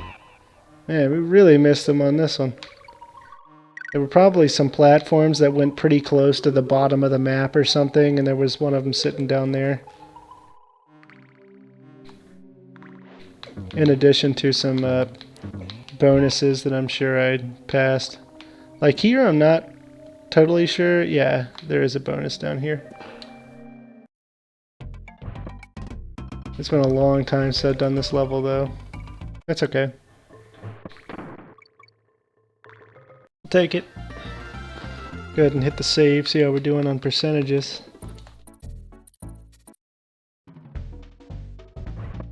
That's 60%. I think I'm doing better than my first run.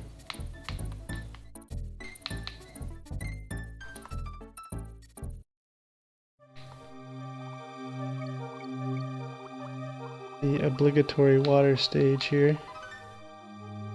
At the K right there at the beginning.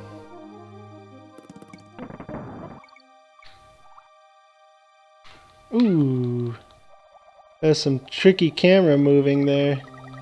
I waited until the last second to scroll it over, and then there's a shark coming right at you.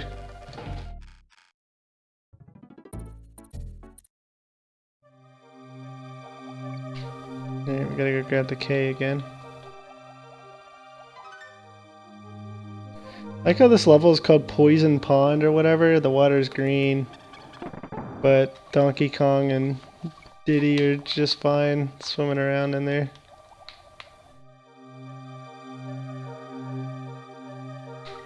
Ooh, hoo, hoo, man. This game is really trying to murder you with those sharks. Spinning tire. Why is that there?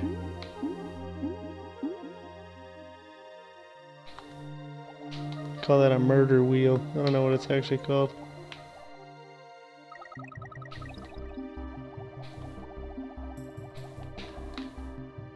More piranhas. I want to say there's likely been some false walls that I've missed. I've been trying to touch up against everything, but to no avail yet. I imagine we'll be coming up on the halfway point here soon.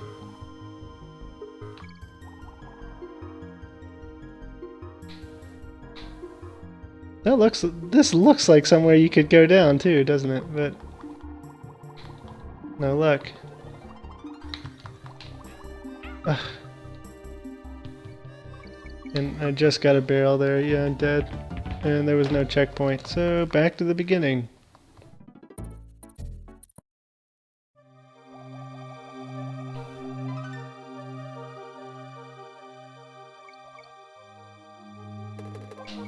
I definitely want that.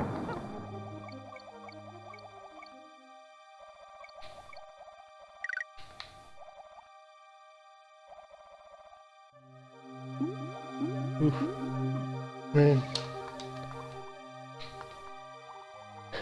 Alright, not gonna let our greed be tempted this time around. We don't need the bananas. Definitely not at the cost of potentially dying.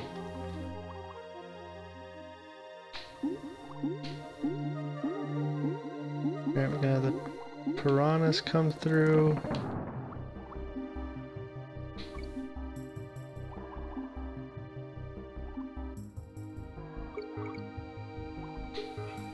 Yeah.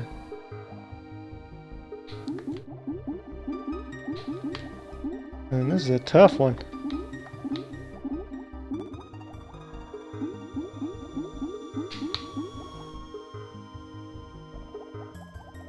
There we go. Finally a checkpoint anyway. Let's try to go underneath this.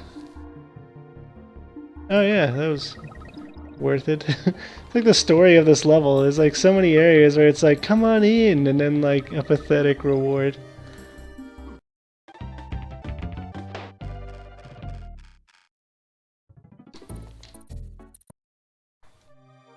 Well, at least we're not too far behind where we just were. And this time we know it's not worth it. Alright, the bananas go up. So... that's not it.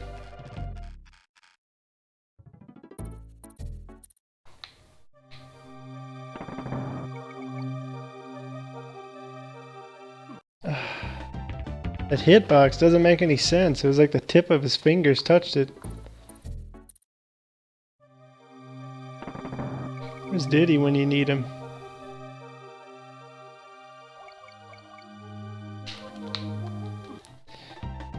Ooh, that's some pretty rapid deaths there.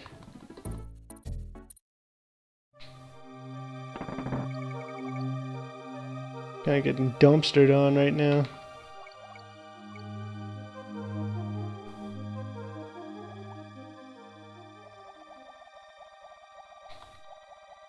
Alright, well we got on guard. That's something. Doesn't help us for the wheels. It does give us an extra hit. We can take on those sharks that pop up out of nowhere now. Yeah, that looks like the correct way. Let's check over here. Nope. Okay. Well, lost on guard to nothing there. That's great. Man. This level is deceptive. It wants to lead you to believe that there's good stuff to find, and usually it's just nothing.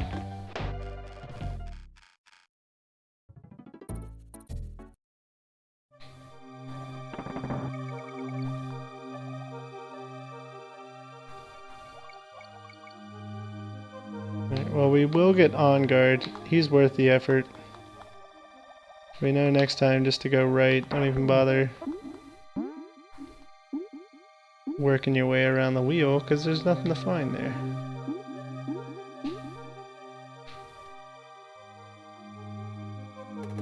Alright, there we go. Got Diddy back now. We're all set. We should be able to finish the level this time. I believe.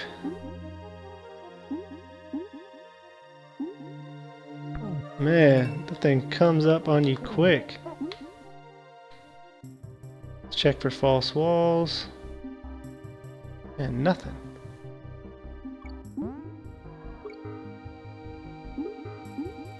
Man. Well, at least we have on guard so we're not dying, I guess. But now we're dead. That's great. And back to the drawing board. And again, all that was for some bananas.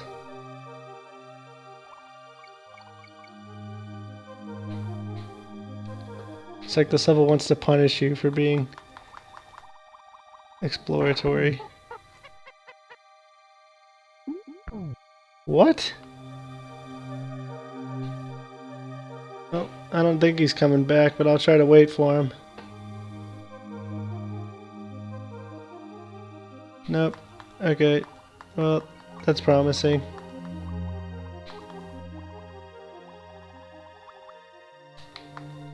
Alright, the piranhas. I'm not going to be exploratory in this level anymore. All it does is punish you for doing it. Oh.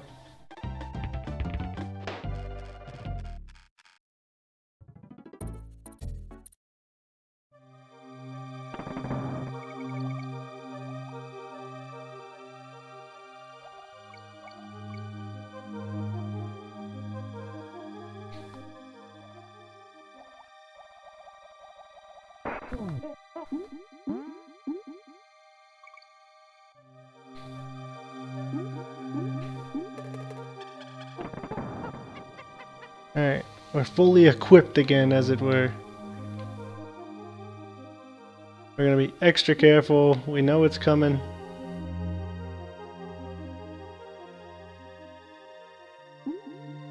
We're not doing a speed run here, so... okay.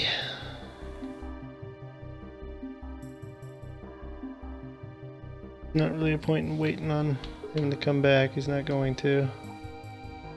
Alright, we have the 2 rollers here. And then the one on the bottom guarding some bananas.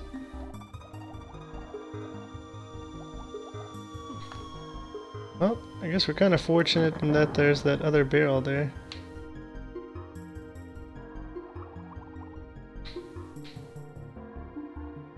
I will not be tempted by the greed. I'm not going down to the bottom because I know there's not going to be anything there. Yeesh. Nope. I was tempted. At least it didn't kill me.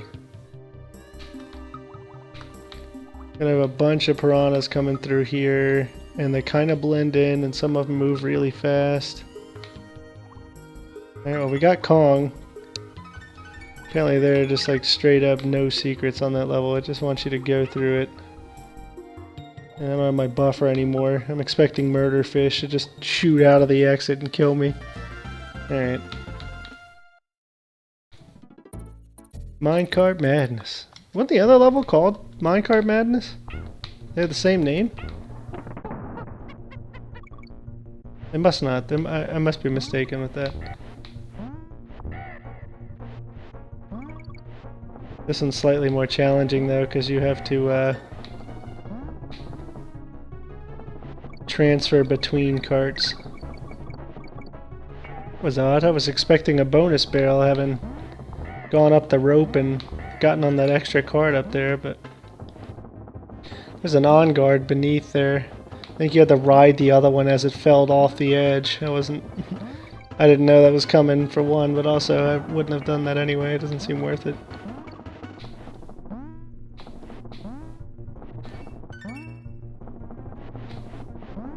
Man, I guess I mistimed the jump there. You would have to jump before you even saw it.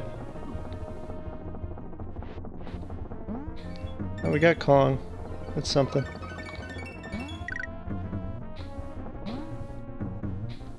See ya. Later.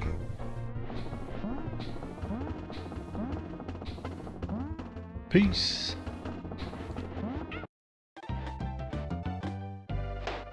Alright, well, try to get the tire this time. We already have Kong, so none of the letters are going to respawn. Don't have to do the risky jump there. Nope, still jumped too late.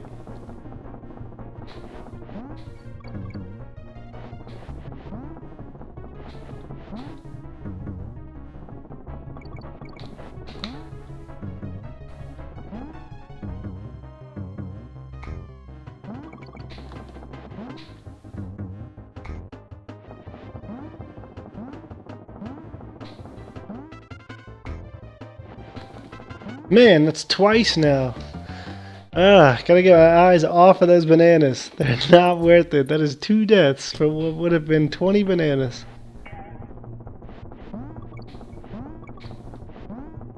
Alright, gonna try to jump early. I can't exactly remember. There we go. We got it that time. Alright, I actually don't really want the reward of this, but that's fine.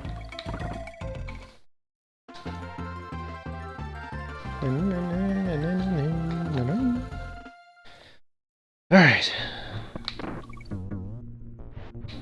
Don't go for the bananas.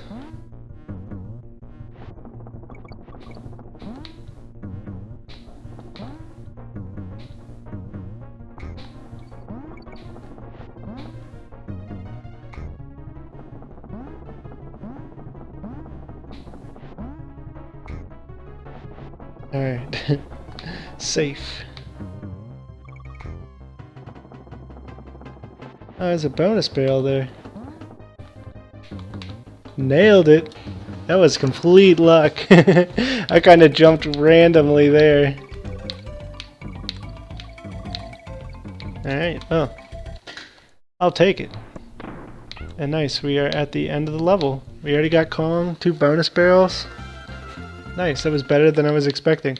Alright, this one up here, I think is the one with the lights that go out. Yeah, it is, Blackout Basement. Alright, so the lights are going to come on and off, which can be challenging because we have a lot of orangutans in this level. And the oil drums. Of course, the oil drums, you can see the fire even when the light's off, so that's nice, but you can't see the bad guys like at all. Fortunately, you can see some features of the map, like the hazard tape there. You can see that. I'm not going to risk dying for that on-guard trophy down there.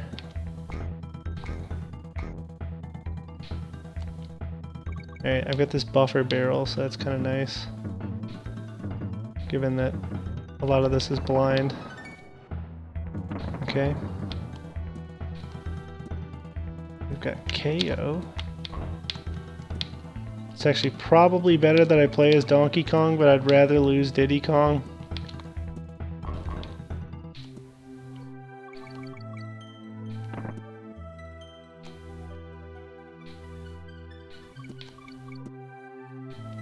You can still kind of... No, you can't see the hazard tape on the moving platforms.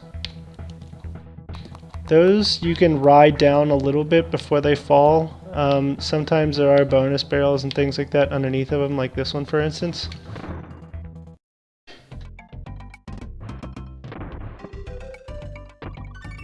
Okay, we got the inn. That's really all we need out of here.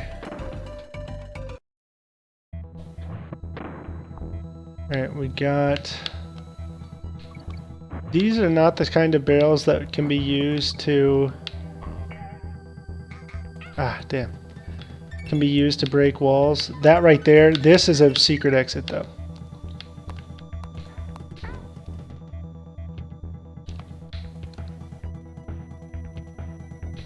Man, I guess maybe it can take out the wall there.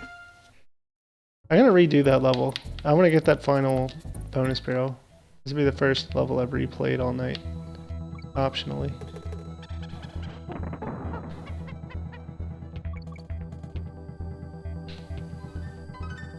Alright. You already got Kong the first time, so...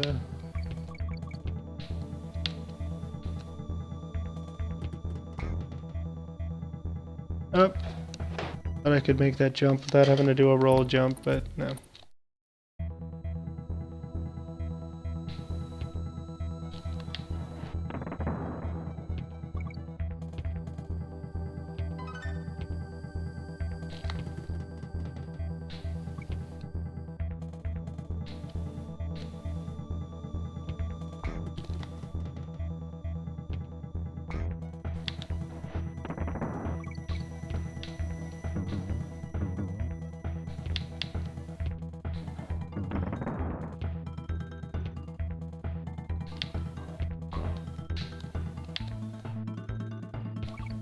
With the hazard tape being visible with the lights off, you would think that the hazard tape on the little moving platform should also be visible, but I guess I wanted to add an extra challenge there that you can't see the moving platforms at all with the lights off.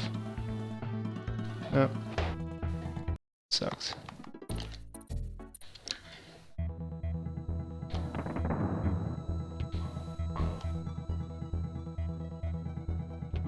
Alright, well. Neither that enemy nor the platform appeared at all until they were already an issue.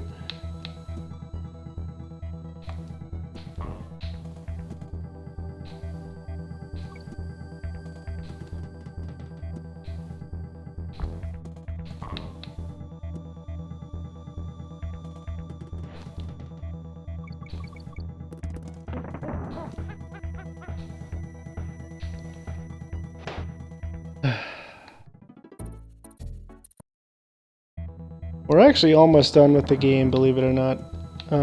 I think there's one more world after this. I always forget about it, but there is another one after this.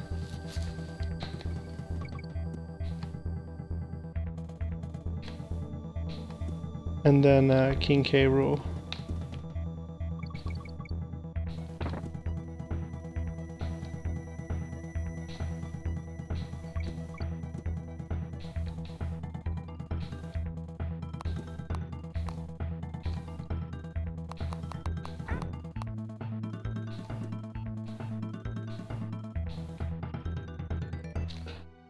I'll do this one again, that way we just like bounce on the platform that'll give us the barrel. Or well, the metal barrel, not a true barrel.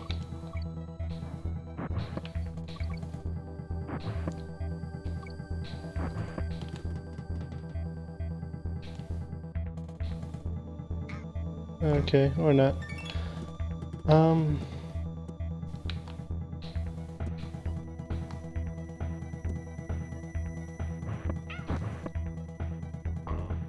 No. Okay, well, that was kind of a waste of effort. Alright, we're gonna move on. I'm not sure where you get the barrel from to open up that last secret there. Alright, in this one you have to beat some bad guys that it spawns, and then it's gonna like pound the ground a few times.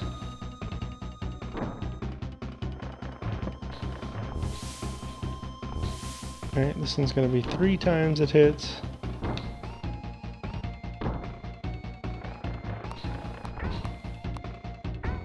Four times.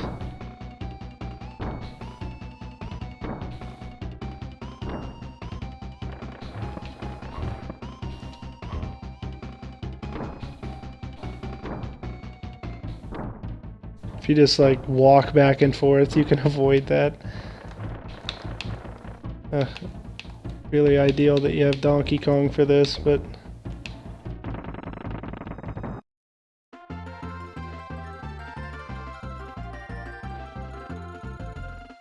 alright. Yeah, I always forget that this is an actual world. This is where you get the most difficult levels in the game. Of course, that makes sense, you know, it gets harder as you go on, but, you know, for instance, this level, you've already had levels where you needed to ride on the thing, but now you have to be mindful of picking up all the fuel cells. I think there's one fuel cell you can skip throughout the entire level and still manage to finish it. Timing is important. It depends on when you pick it up as to when its effects are applied to the platform.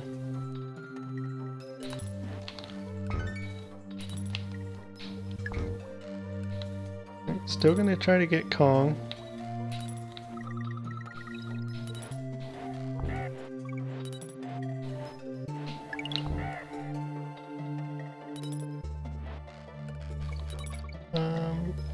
Okay.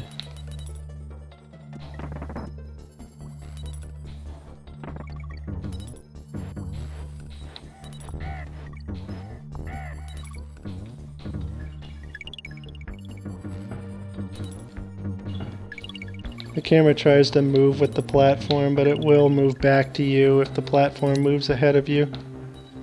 Which is actually kind of nice. It's not like you die if the platform moves too far. Alright, we need this to get on here. Oh! No, I think we're dead. No, okay. I still think we might be dead, but... no in, no in. Nope, we're dead. Yeah, it'll just end the level with the platform gone. Damn.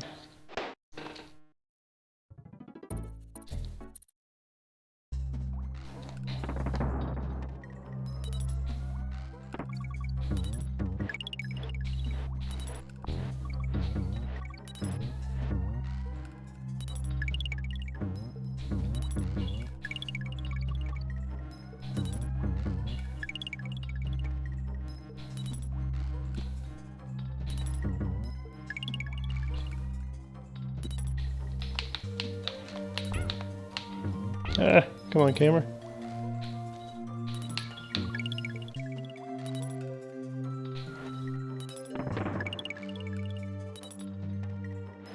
Here, we're gonna stay on here to get the in.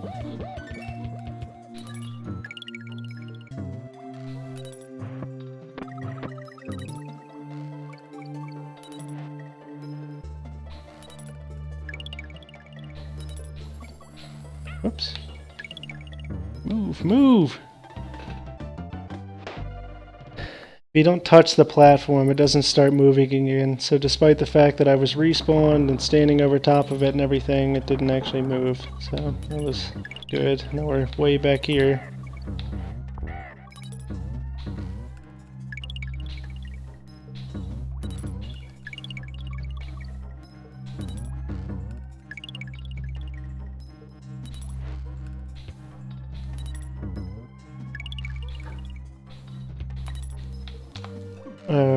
Okay.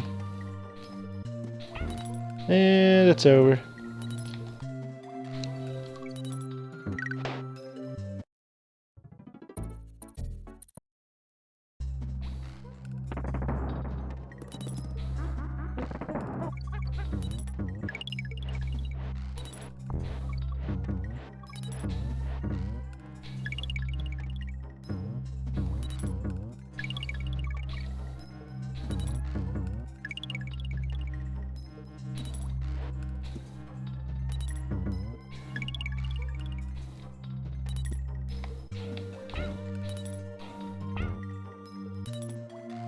No!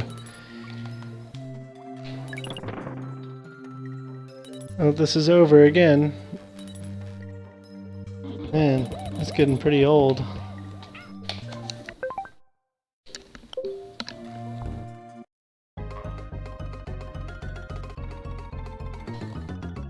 It's like impossible to get that tire to work with you.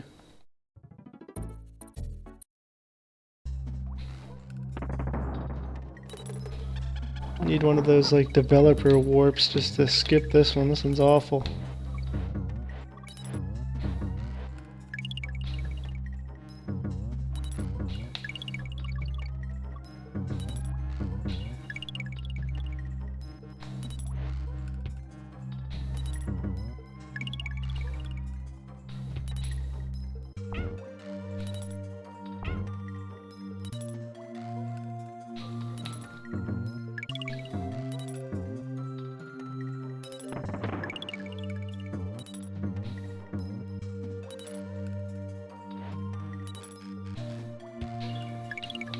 Okay, well, thanks for that.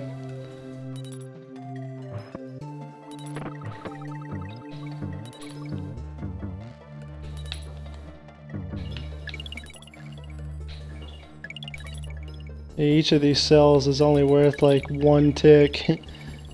And the tire just rolled off. I'm not sure if that's going to end up being problematic. No. Man.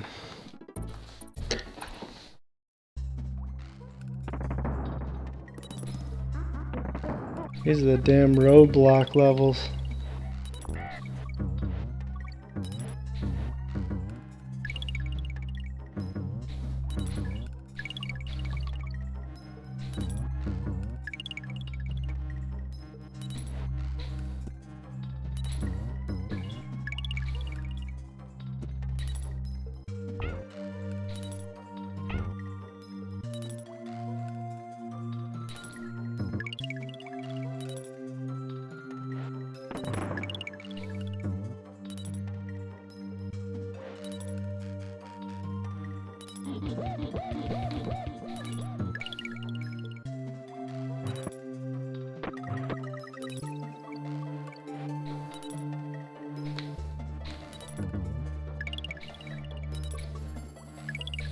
Right, tires off again. Again, not entirely sure if that's problematic.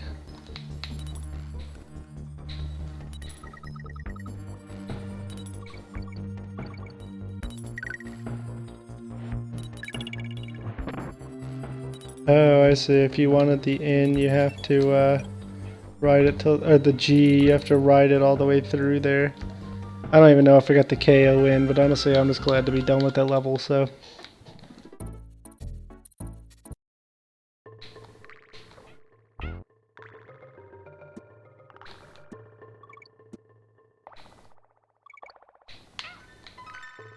No, I have to go under, not over. Alright. Okay. Well, that's nice. These levels are certainly designed to screw you. If you jump on any of the little guys, it's just gonna bounce you right into the spikes.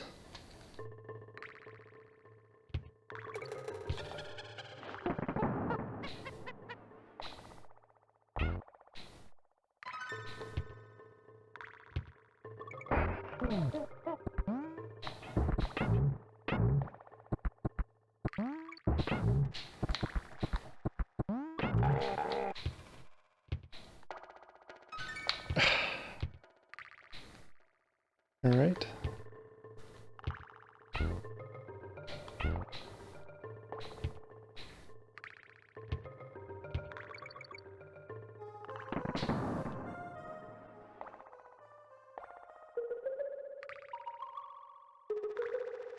Pretty sure a TNT barrel can be used to destroy one of these. But I'm fairly certain that this is... Okay. But it was a secret. I set it down there so I could switch to Diddy, but then it just blew up, so...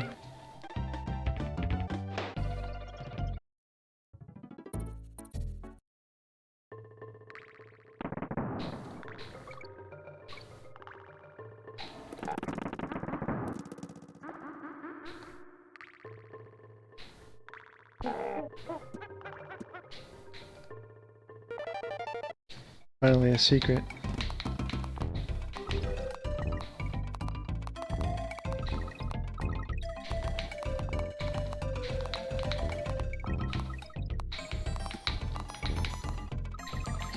Hitting a claptrap in a piece of ground where the bananas are located won't give you the bananas. You have to actually touch the ground. And they typically will despawn before you can get to them.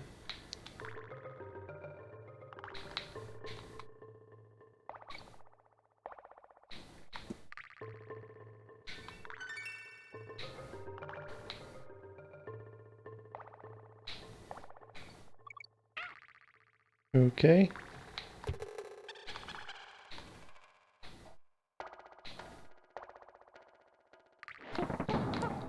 I think one of those was a false wall, probably not the one I threw it at, but with Donkey Kong, you can end up hitting the wall too high because of the way he holds the barrel, and then it wouldn't break anyway.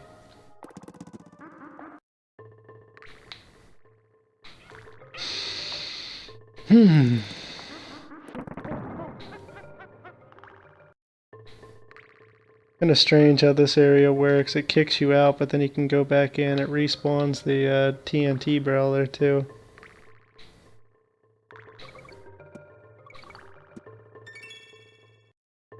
Alright, we got Kong.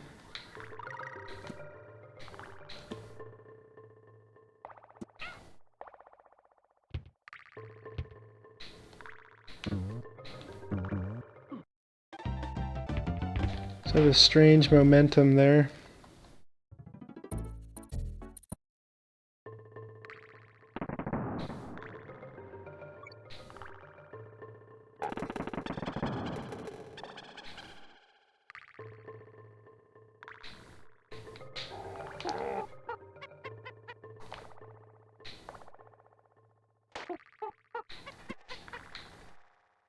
There we go. Yep.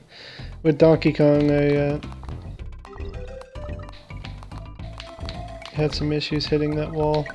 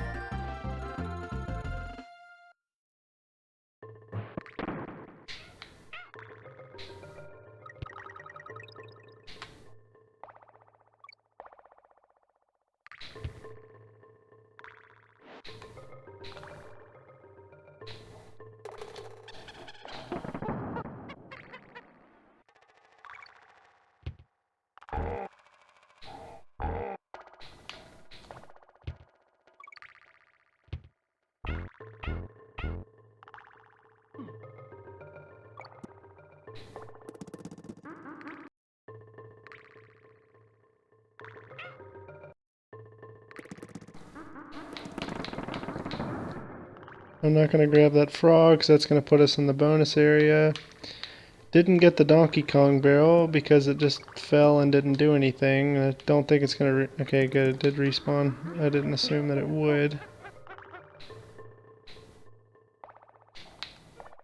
Okay, there we go. We did not get that one last time.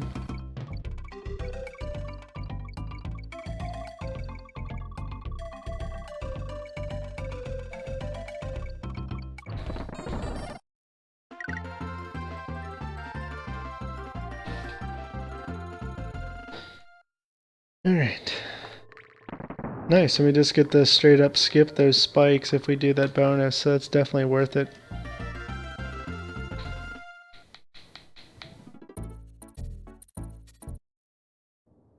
Misty Mines. Speaking of Misty, we just beat her last night, mainly using Beedrill's twin needles, although it took 3 tries because we had to wait for some decent RNG. Oh man, I wanted to break... Okay. I wanted to break that barrel.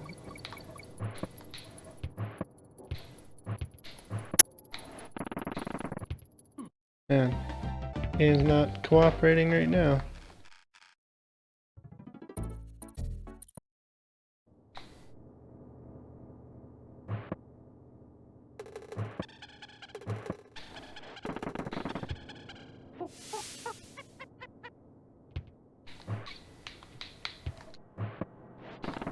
Okay.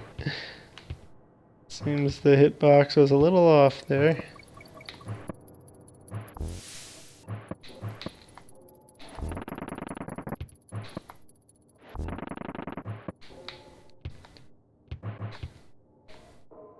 Not really interested in the animal trophies right now, so it's not a big deal that we didn't get the rhino.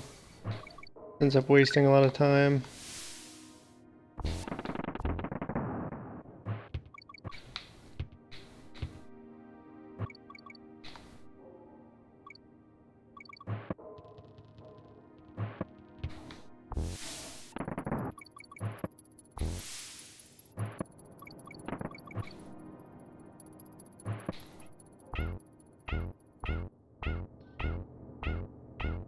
I love those long chains.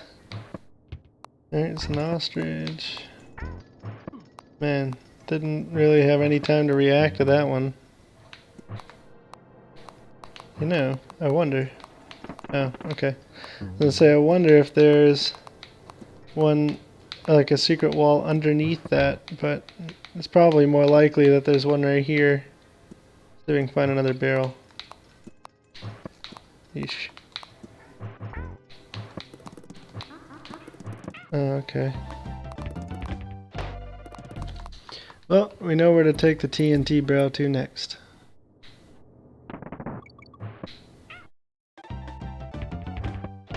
No comment.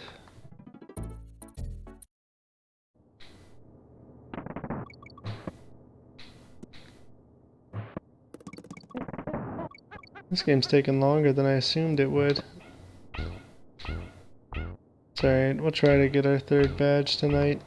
I mean, it's not too far away. The problem is we still have to do the S.S.Anne.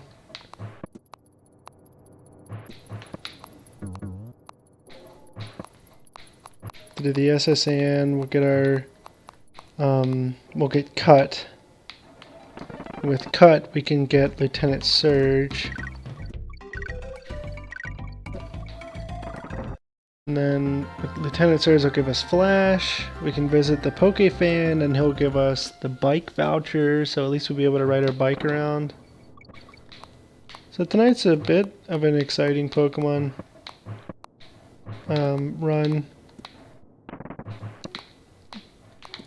Starting a little late in terms of it already being 12:30, but That's okay. My schedule is unfortunately wide open tomorrow.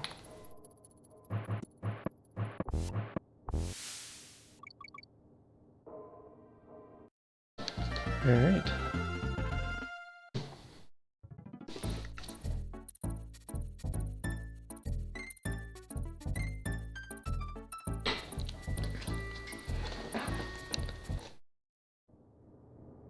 I want to say we have a water level after this.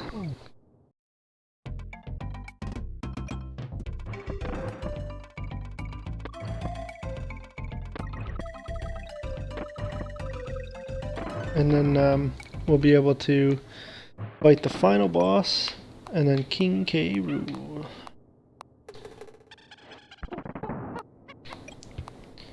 Alright, another instance of light switches. Those purple Koopas, or purple claptraps, it's interesting because it might not seem like it at first, but the way that they work is they jump whenever you jump. So you have to plan accordingly. Bouncing does not count as a jump, so you can use that to your advantage. Unfortunately, even when the lights are off, you can see their teeth and their eyes.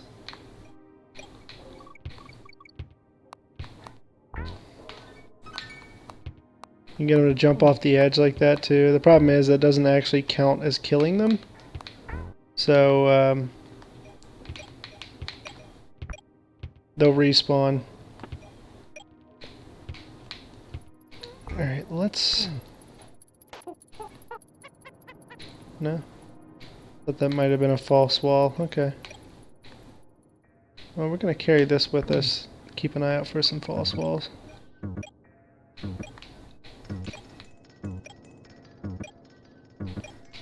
Ah. Okay. Well, that was just poorly timed all around. I would like to hold on to this barrel though in case there are some false walls, but I really don't think that's the case, and now we just wasted the DK barrel, so double win.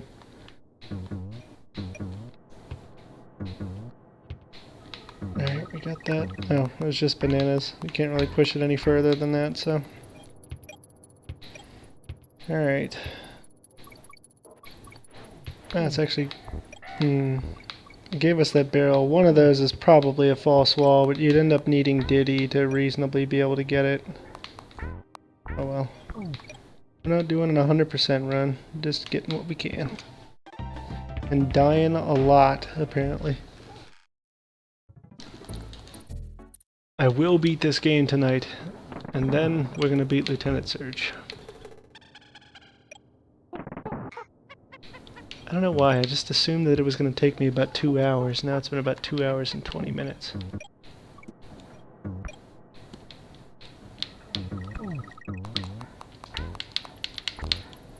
Alright. We know it's coming. Ah! With the lights off, it's impossible to tell where he's throwing the little projectiles. So the barrel was wasted.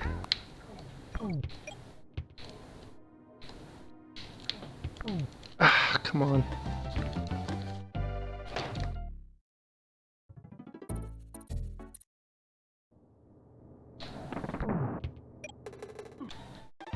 Okay. Getting stomped on right now. This world is not easy. I don't know why. Seems like I normally do better than this, but... Just the pressure. I've got 2 viewers. One of those is me. I'm cracking under that pressure.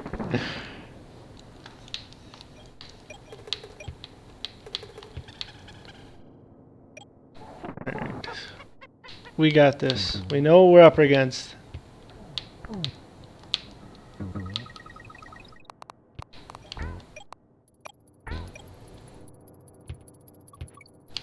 Alright, don't pick up the barrel. We're gonna kill that guy, and then we're gonna move on and bring the barrel with us.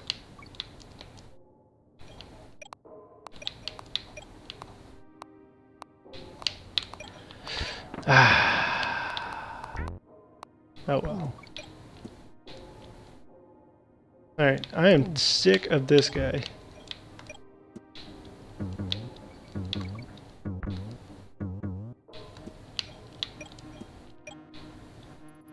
At least you can see their eyes. Of course, here it's a little bit lit anyway, so you can see them regardless, but... Ah, we didn't get in. Must have been in that bonus room back there that we continually couldn't get because of the bird and the jumping claptraps.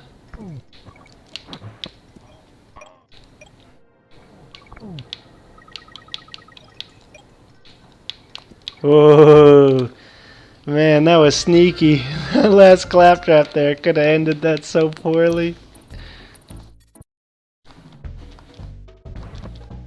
74%. Wow, I've actually already passed the percentage of the first file I made when I beat this. So I've been getting much more secrets. Speaking of secrets...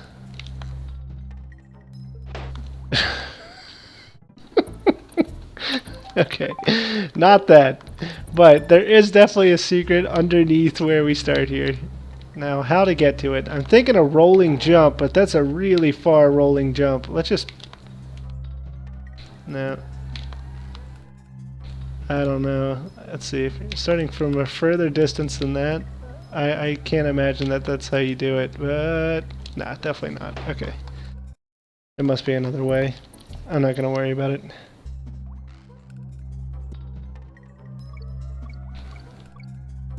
See ya.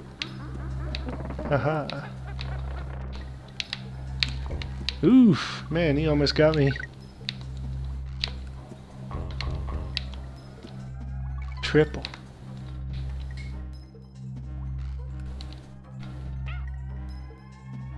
I should have been more patient there. Next time. See ya. Always satisfying to let those guys just roll off the edge. Can't stand them. Stupid armadillos.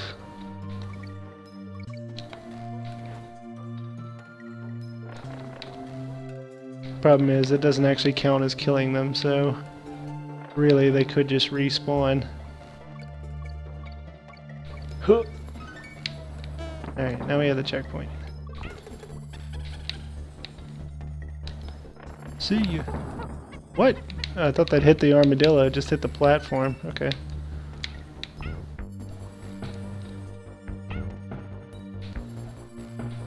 I don't know why, I can't remember what the little beaver things are called right now. Guess we'll figure it out soon enough. I can't remember what those guys are called either, though. Lieutenant something, maybe? I know there's Crusher, but Crusher's the big, like, muscular one, that guy.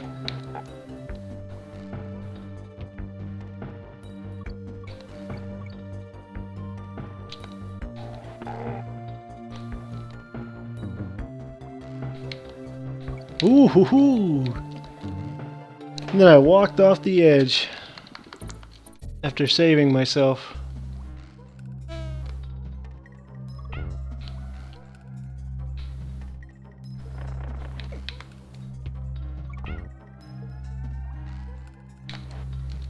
Fingers are getting sweaty playing this game.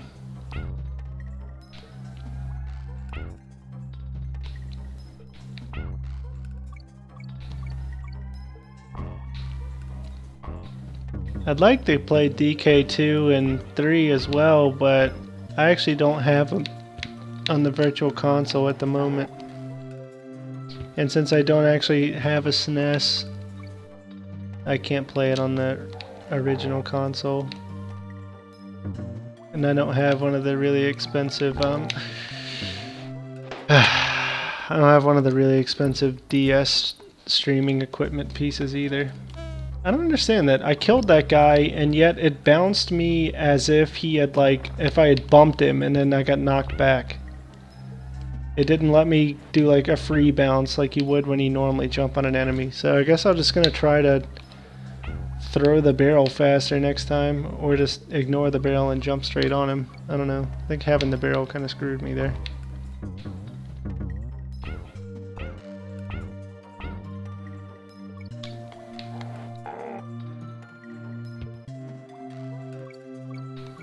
I love this song.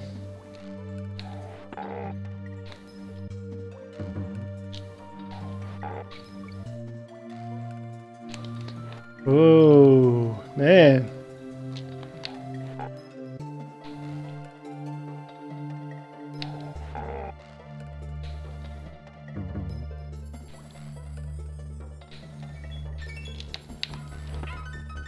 Oh. Man, I had lucked out there. I was expecting to just die, and I got one of the bonus barrels.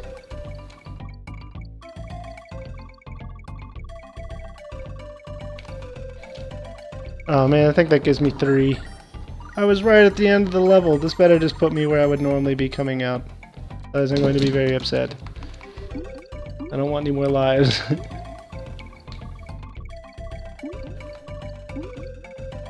Plus that level was a pain.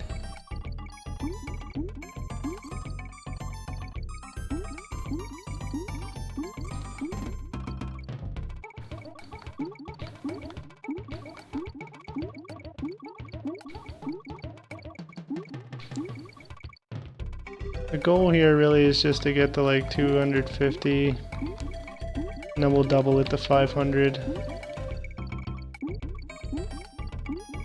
I don't know why I'm like not finding any of the false walls.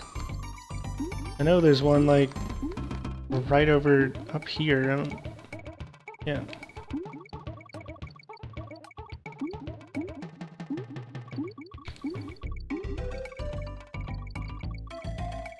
Alright, there we go. There's our 5 lives.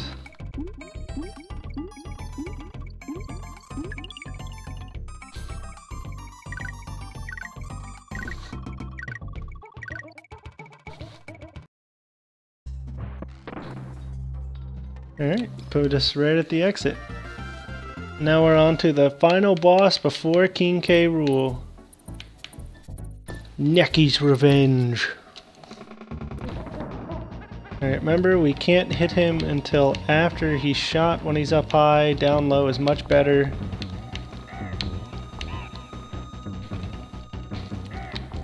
Oh! Man. That one came right for me.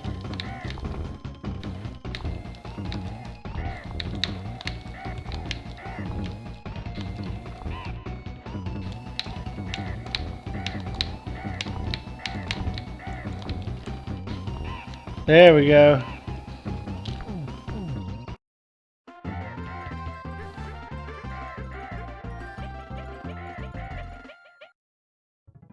Alright, Gangplank Galleon. Best song in the game coming up right here. I'm gonna turn it up, let you guys jam out to this one.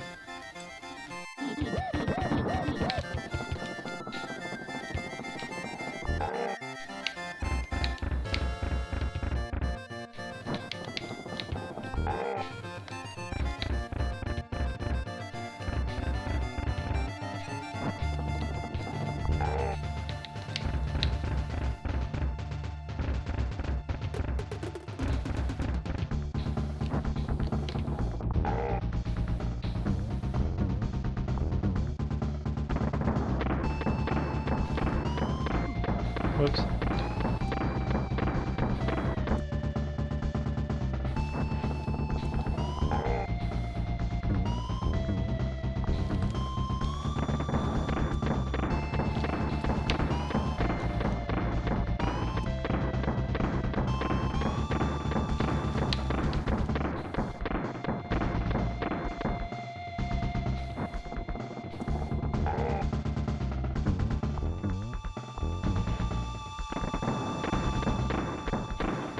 Ah, I thought it had already bounced, so it wasn't tangible anymore. Oh well.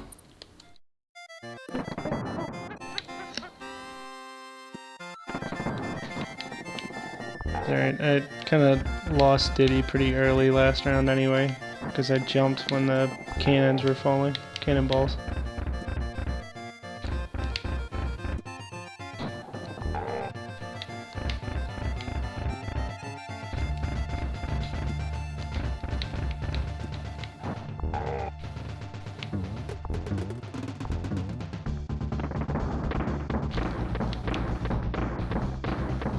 You don't want to be standing too close to him, or you're not even going to have time to react when his crown comes off and it'll just hit you.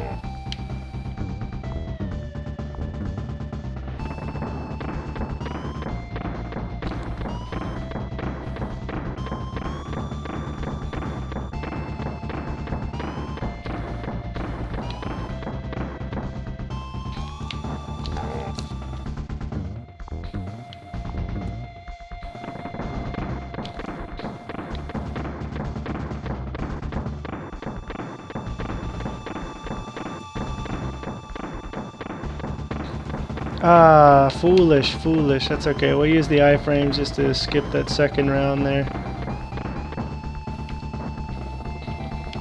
Okay, fake ending.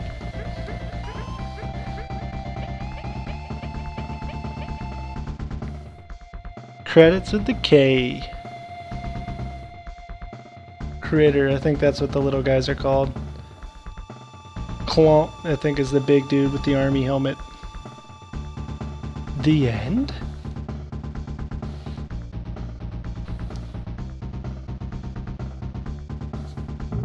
Oh. Alright, now he's gonna start jumping around. And I'm dead. That's okay, I think you get to start from the fake ending point, so we're starting pretty much exactly where we just left off now.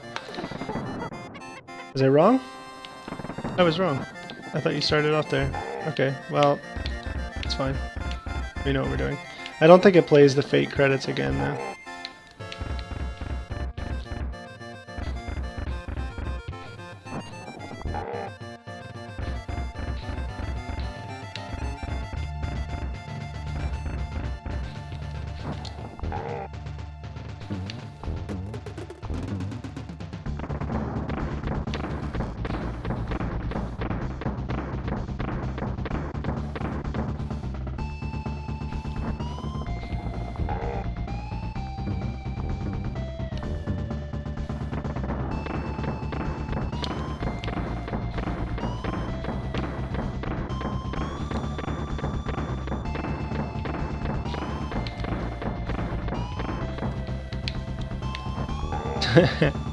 Man, that's like some speedrunner tech there.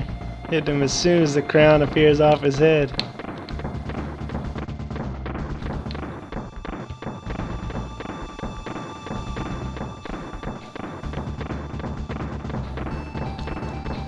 Alright, we made it through this entire section without losing anyone. That's a plus. Now he's gonna just get right back up.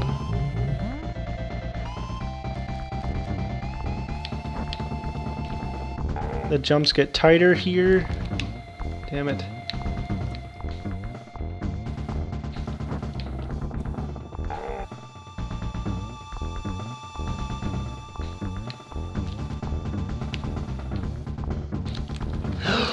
Ah! That's the final hit of the game. Damn it.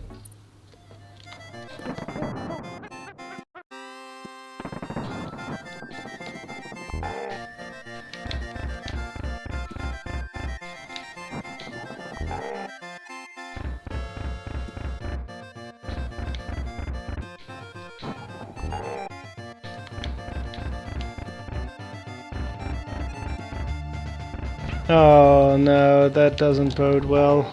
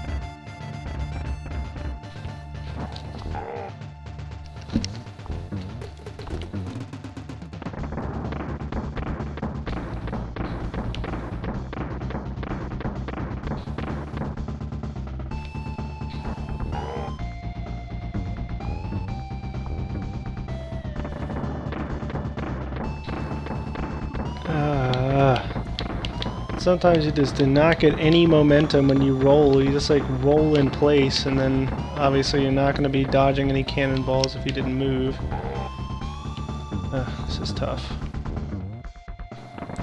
Now we've got the 3 rounds of cannonballs to avoid, and then the jumps. The jumps are the worst, because I have not learned the specifics of where to stand to avoid the jumps.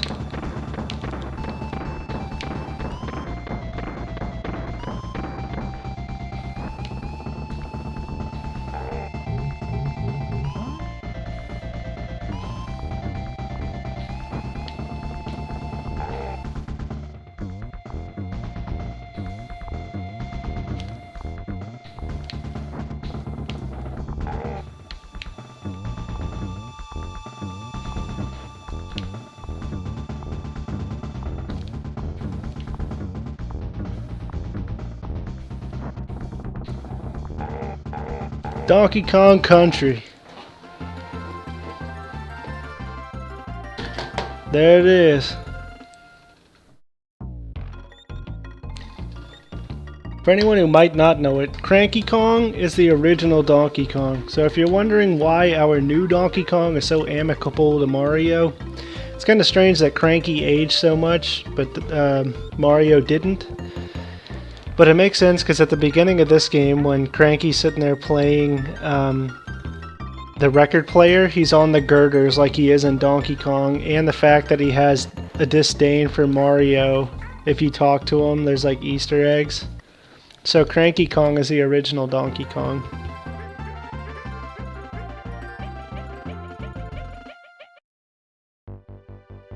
Alright, there we go. Cast of characters. I'm gonna go grab some water and then we're gonna switch it over to Pokemon Blue.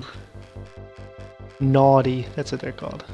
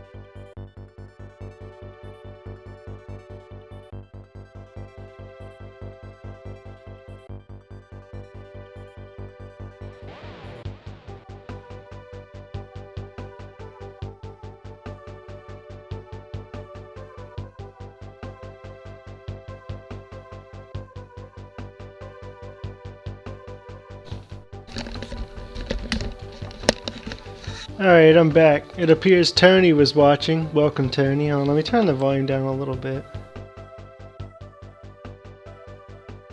Alright. Yeah, that was Donkey Kong Country. Certainly a lot of levels gave me some trouble there, particularly towards the end. But, yeah, that was the whole game.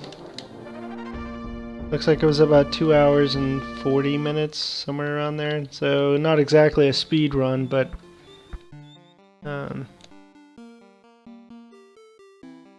yeah, not terrible. 2 hours 2 hours 19 minutes. 77% isn't terrible, because the first slot here was my first run through the game, and I've actually gone back and tried to look for bonus barrels on that file. We got 77% without looking anything up. So, not bad.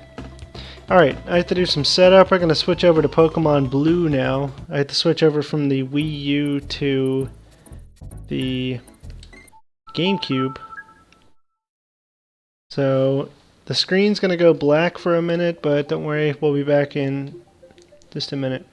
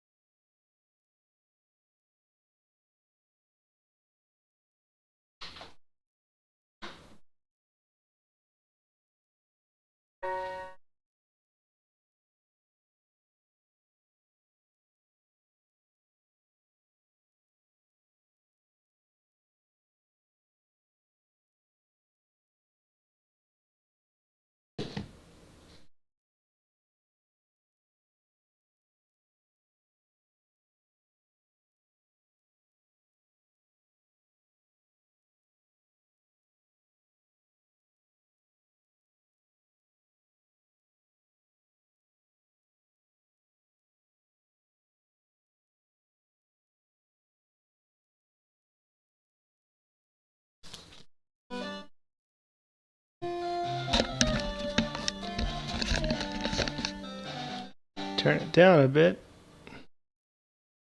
Give me just a sec, getting the video set up.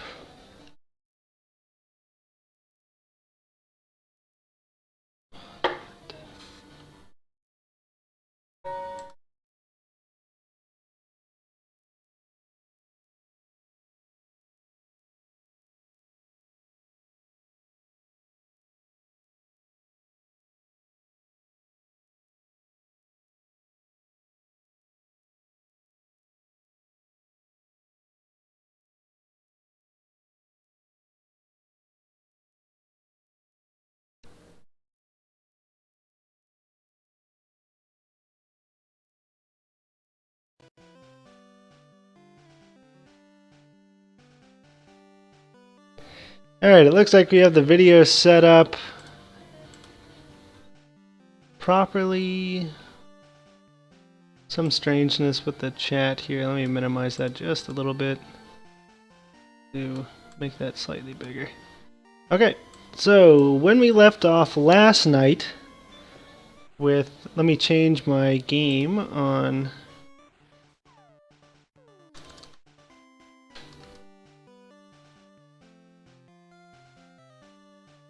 Steam here real quick so we have a proper description of what we're doing. Alright. Here we go. When we left off last night, we used Beedrill to take out Misty. Now we are headed to Vermilion City, where we're going to do the S.S.Anne and defeat Lieutenant Surge. That's the plan for tonight.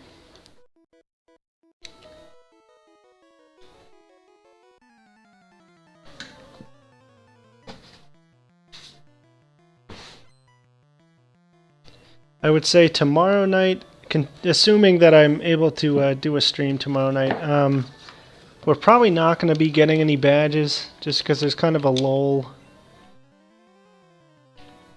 Yeah, let's just...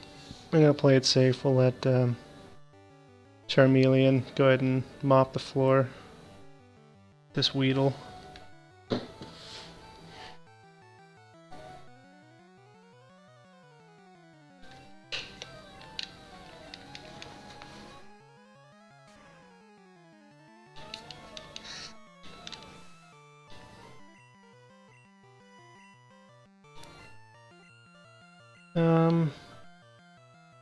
We'll continue to let Clefairy soak up some of this experience. We do have Nidoran, which we'll need to get to Nidoking, but it's not really a huge deal right now. We aren't going to get any of its TMs for a little bit of time, so...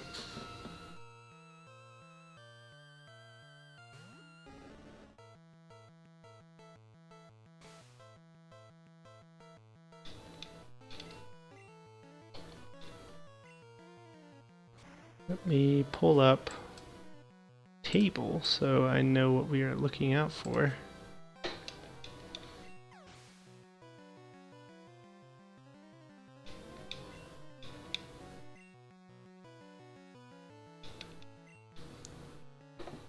Let's see, we will get...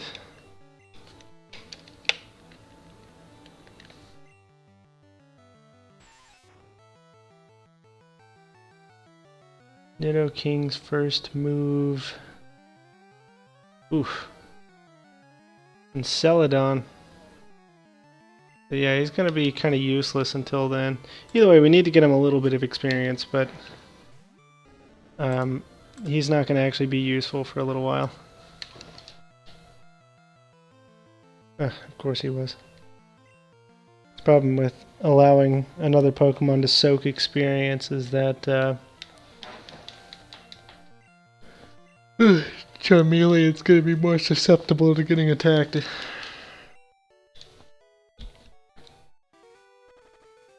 Alright though. Alright, these two are both battleless.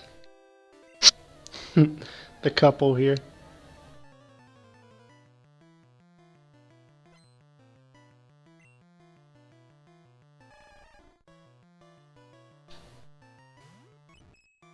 We'll let Beedrill take this on. Charmeleon already being poisoned. That's pretty much just a death sentence. Especially with Squirtle being level 20 as well.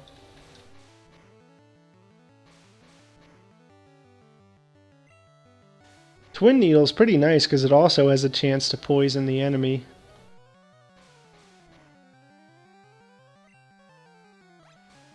Water Gun's pretty weak. I want to say the next trainer has Bulbasaur.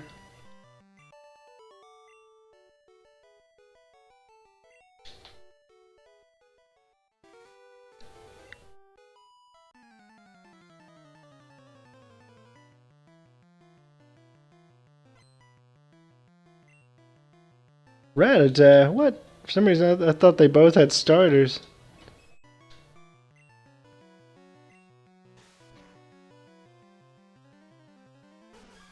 I love that animation for Bubble Beam. Ooh, Hyper Fang. That can hit pretty hard.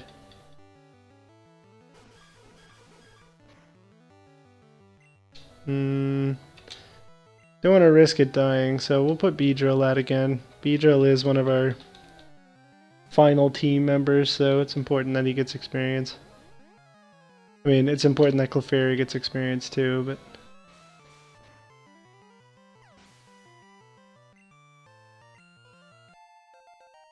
Alright. Beaker Pop. We'll let Nidoking get some experience off of this. Ah, that's not who I meant to throw out. Alright, well, we're just gonna attack with Butterfree until Butterfree dies. I don't want Butterfree getting any of the experience here, but we'll let it do some damage.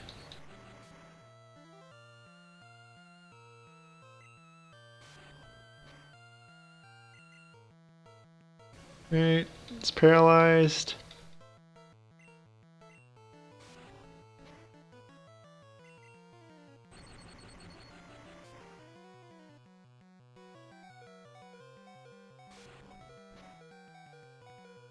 Okay, good.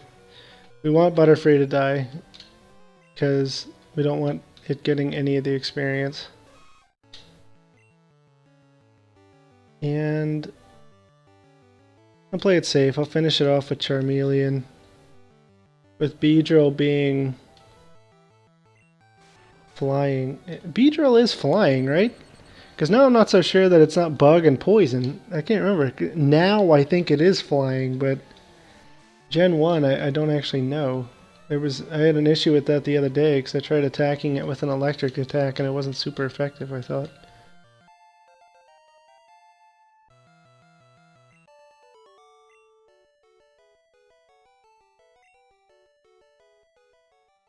Another trainer up on the right, and then one final trainer down beneath us. Another final trainer has a Butterfree. I don't know about this one.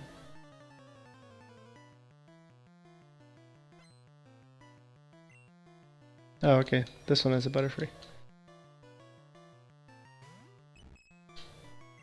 Just so viewers know, I'm playing this on the GameCube. It's a Pokemon Blue actual Game Boy cartridge plugged into the Game Boy player on the bottom of a GameCube. And we were playing Donkey Kong Country on the Wii U.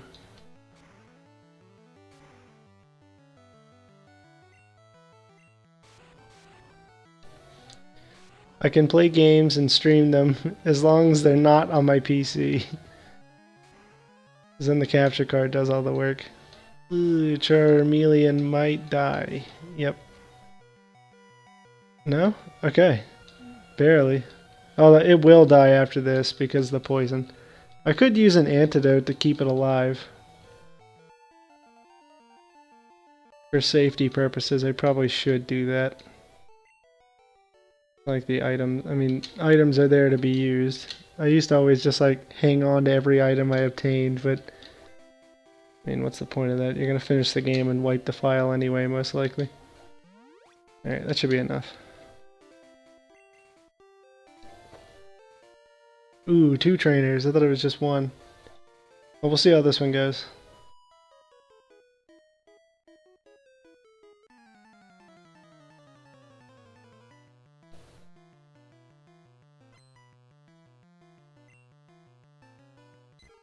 And we got a pro trainer here.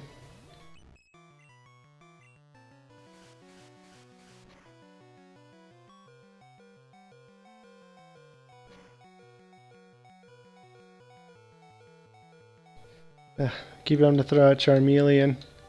The Pidgey would destroy Beedrill. Hopefully the next one is like a Rattata and we can have Beedrill finish that one off.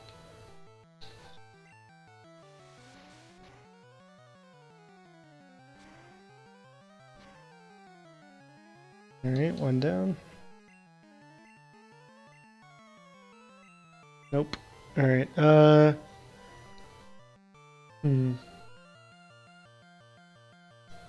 I'm just gonna have to have no one soak up any experience here. I can't risk Charmeleon getting killed when I switch him back in.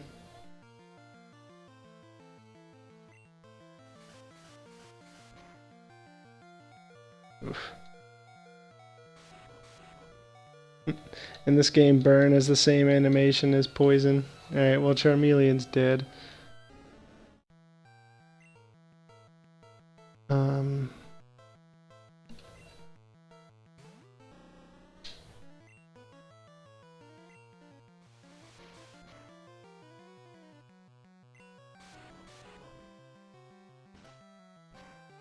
Alright.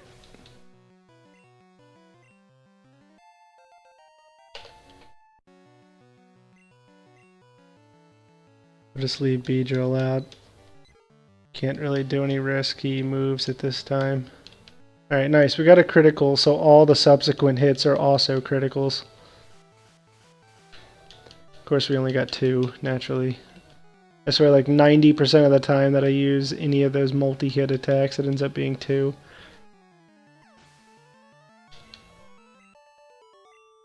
Alright, it's just the 1 trainer left. If I use a potion on Beedrill, I think we'll be okay. We can do a safety save. I mean, the potion itself was already a safety move, but... I haven't been catching stuff just to fill the Pokedex. I've only been catching really what I need in this run.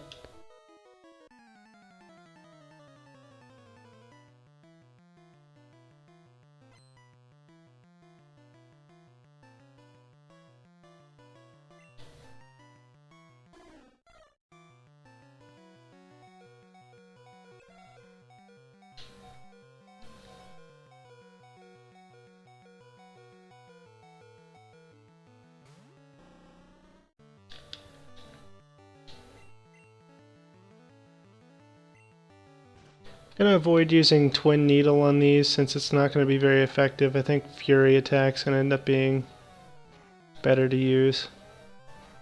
Ah, we got the 5 hits, but it survived with a sliver of health. That's okay. I mean, the fact that he used Growl kind of just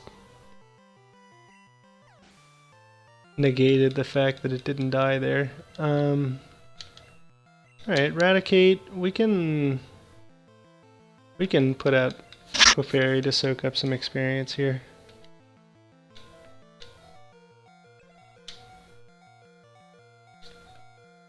And we'll be able to actually use Twin Needle.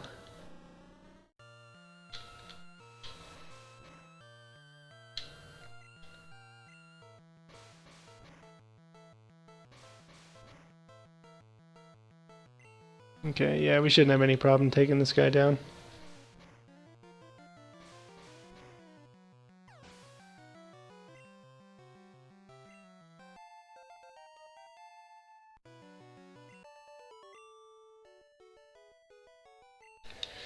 Alright. Here we go, Vermilion City.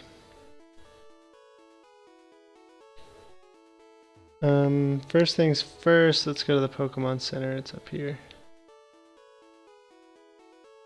We need to go to the fan club to get the bike voucher too. I'm not sure that I might actually need to trade with someone or have so many Pokemon in my Pokedex. Now I can't remember.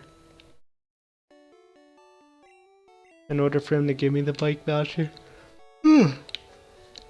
Sorry. Is this the guy? No, he's the fishing guru. Okay, well, we'll get our old rod.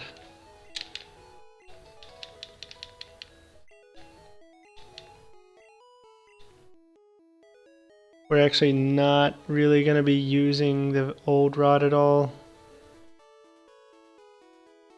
With the team that we're using in this particular run. This is the only way to get far-fetched in red and blue is to trade a Spearow with that guy. I haven't even caught a Spearow because I've really only been catching what I need, but...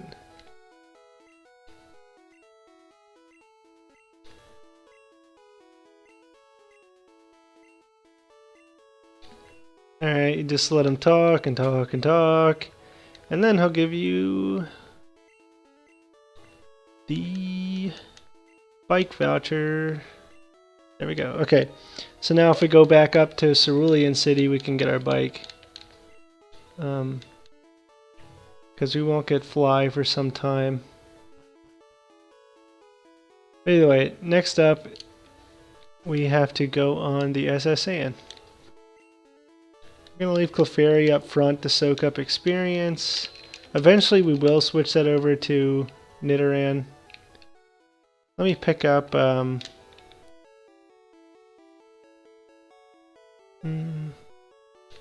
pick up like 2 super potions. We don't really... kind of overkill right now. And we're going to pick up 2 paralyze heals as well.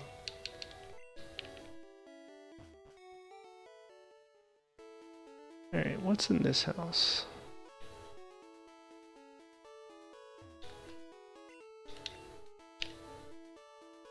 Alright, nothing, really.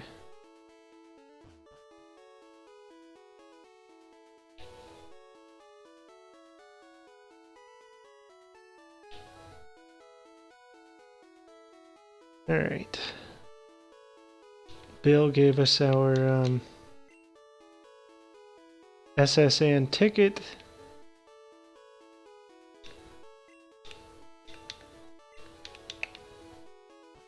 So here we are.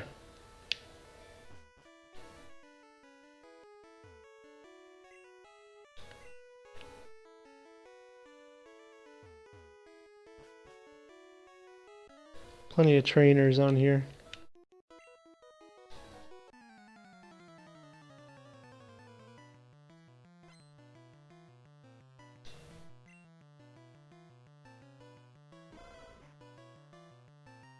We're also going to end up fighting our rival on the S.S.Anne. Bite is just a normal attack, but it does still have that capacity for causing you to flinch like it does in the later generations. But Generation 1 didn't actually have Dark type yet, so...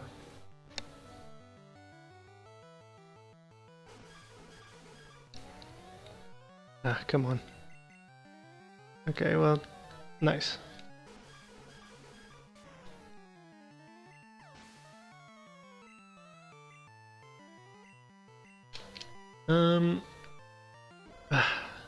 It's too risky to let Clefairy take another hit, so we're just going to have to put Charmeleon out.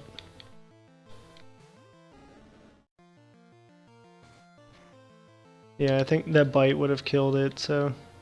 Besides, Charmeleon knows Dig, which would be super effective anyway. Got him.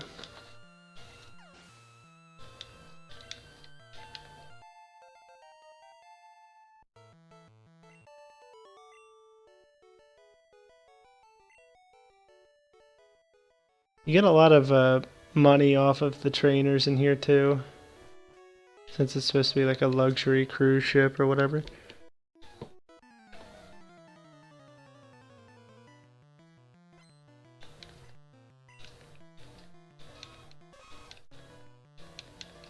If only my Clefairy was slightly stronger, could do quite a bit more.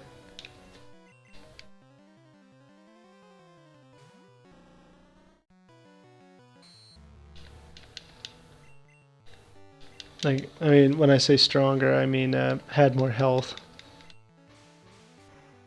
Obviously, the statement beforehand was pretty obvious, didn't have any substance to it. If it was stronger, it could do more. Either way, still gonna let it soak up. Ideally, we'll have 3 Pokemon around 20 for the next rival fight. And they have a pretty good diversity of moves, so beating them shouldn't be too much of a problem.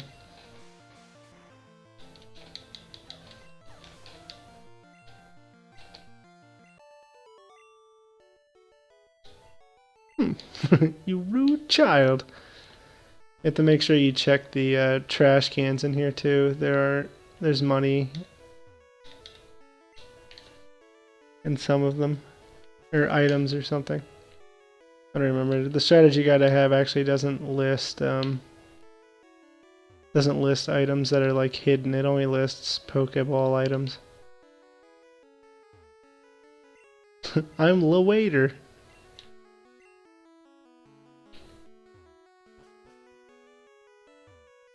Alright, this room has 3 trainers in it and an item.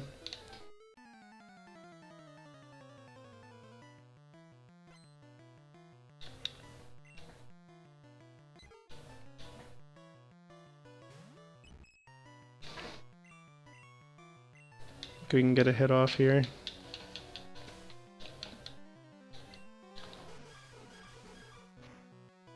Not super strong, but...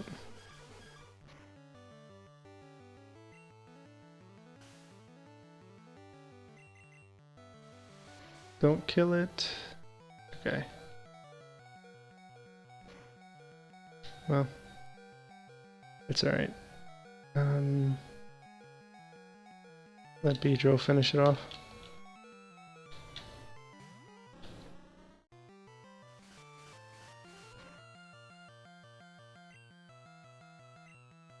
Sure. Don't need to use any PP on any useful attacks to take care of that. Alright, I'm gonna put out the king for this one, then switch to Beedrill to take it out.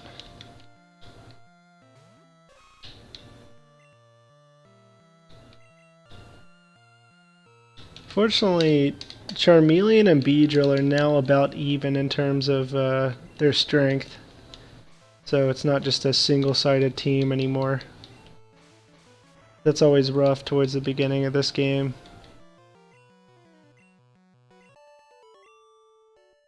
Then you're like, you have to use him as a crutch to beat like every battle. Okay, it's just 2 trainers then.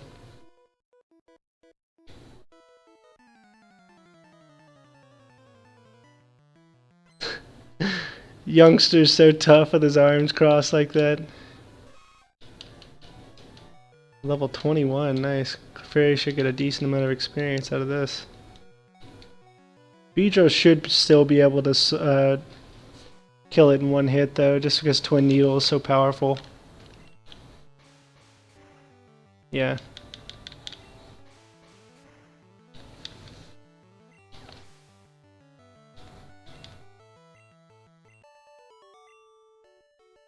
Alright. TM8. I don't believe this is an item that we're going to be using for our current team.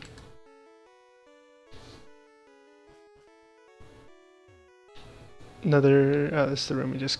was like, there's another room with 3 people in it? I don't think so. Alright, if a trainer... or if an NPC is walking around, you know it's not a trainer. That's just part of the way it works. It works like that in the new games too, I think, unless they're walking on a set path. But in these original games, I don't think any trainers move. They just rotate.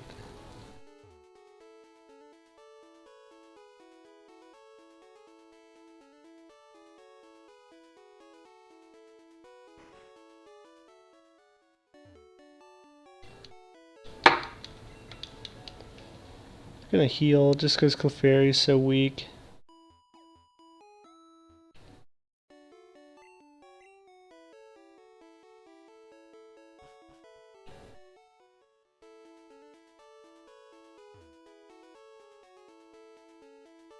Whoops. Forget the layout of this town sometimes. Alright, we've cleared the first floor of S.S.Anne. We still have the kitchen, and there's a sort of lower deck. It's got a few more trainers on it. We just want to make sure that the team is prepared for the rival battle coming up. Because at the end of this, we'll get cut, I believe.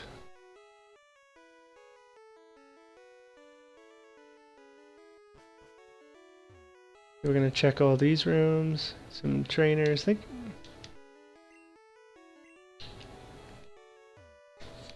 Nice.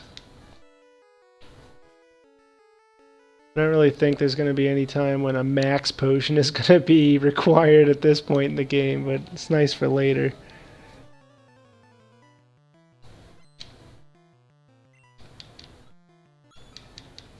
Still don't really have a direct counter to water type Pokemon, which is kind of rough, but Beedrill's Twin Needle is good enough, I think, to get us through these battles.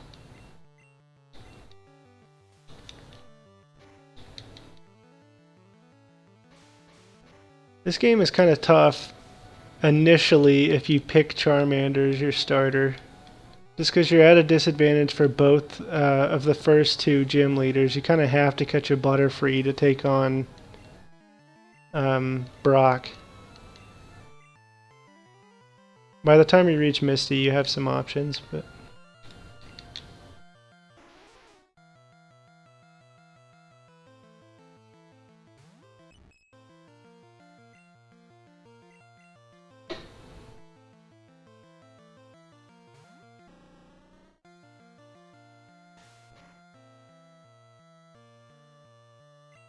stick with Twin Needle.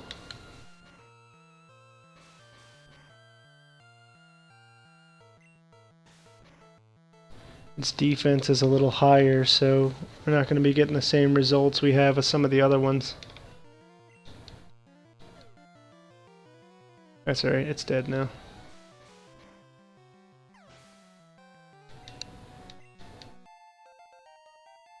For Clefairy, we don't have a particular level that we need to get it to right now. The problem is that I already have the Moonstone I would need to evolve it, but we're not going to get any of its other useful TMs for some time. But once you evolve it to Clefable, it doesn't learn any more moves. So if I'm going to have like some like, you know, uh, attacks that in the long term are terrible, but for now at least give it the ability to fight like Double Slap or Pound or whatever, I have to level it up as Clefairy and then wait until I have another TM or two before I evolve it, and that way it can actually have a decent move set. But if I just evolved it right now, it wouldn't learn anything else, and it would be pretty useless until I get the TMs. If that made sense.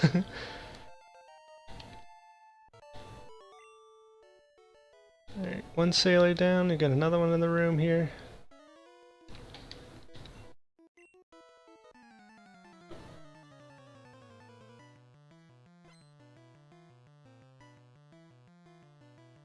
Used to have a nice page bookmarked, I think it was by IGN, now I don't remember who wrote it, of, it was a map of every room in the game, and it shows you where all the hidden items are too. And it's not that important for the sake of this run, because we're not like trying to get everything, we're just trying to beat the game. And then I'll probably wipe this game and we can do it again with a different team. Yeah, with the boosted defense, this double slap's going to be super weak. But if you were playing it on like your 3DS and we're planning on transferring some stuff up, then it could be a decent idea to look up that IGN page as you go through the game. If you really wanted to like 100% it and make sure you're sending up the best Pokemon possible if you have the Pokemon bank. I haven't transferred anything up because, I mean, if I wanted like really good Pokemon, I would probably just hatch some eggs in Sun and Moon, but...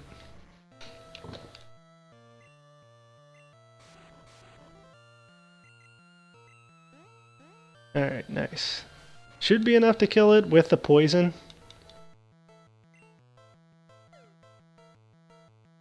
We'll see. Got him. Beedrill's kind of low. It doesn't warrant using a potion yet or anything, but...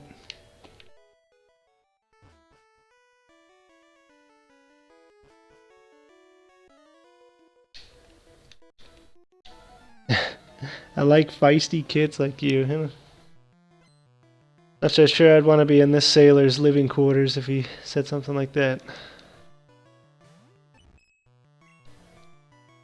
Gonna throw out Beedrill again. We're gonna keep using Beedrill throughout the entirety of S.S.Anne as long as we keep encountering sailors, just because, like I said, we don't have a solid counter to water-type Pokemon. And really, by the end of the game... Well, actually, we will definitely have a counter to it, because between Nidoking and Clefable, one of them is going to have Thunderbolt or Thundershock or something, and I think it's Thunderbolt. And that will make it monumentally easier to deal with water types. And Beedrill's going to have Mega Drain or something like that. You know, it's not that great, but it's something anyway.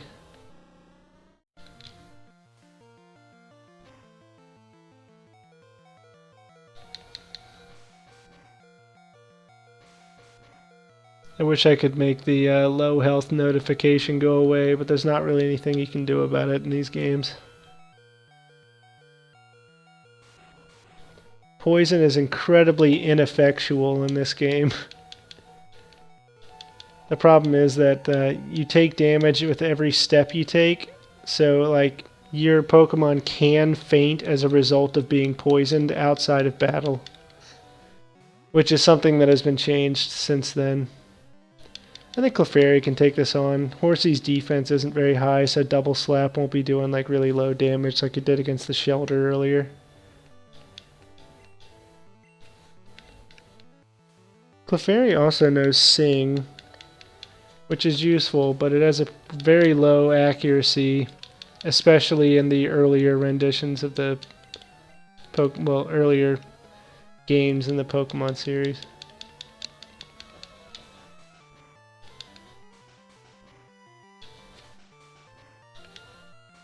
Nice. Ah, one more.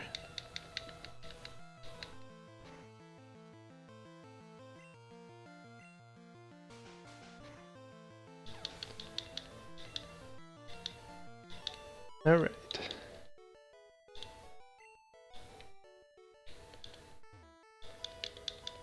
It's the second ether I've found. Kind of nice. Haven't really encountered a time when we'd need to use that. I guess we'll go ahead and just potion up Beedrill. I would go back and hit the Pokemon Center, but that's kind of a waste of time. We have these items, we might as well use them.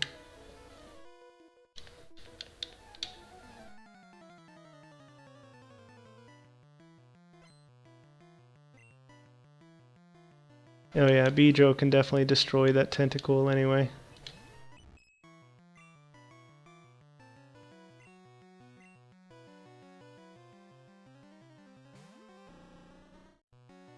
Ah, Wrap is very annoying. You just have to wait for it to end. It's the way the Constrict works and Bind too. Fortunately, it doesn't do very much damage, but it makes it so you really can't do anything.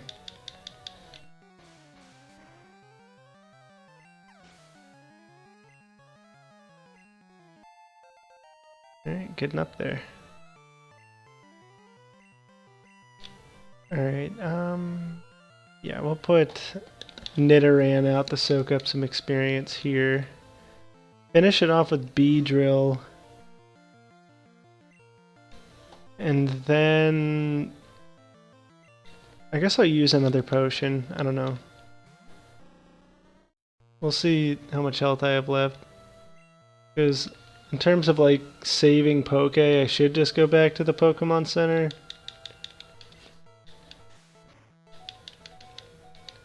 Yeah, we'll just go back to the Pokemon Center after this. It's just we only have one more room on this floor, so... Nice. The double level.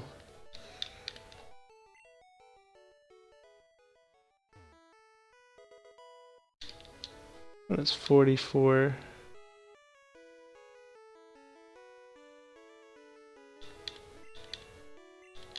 Rest. No, we're not going to be using that.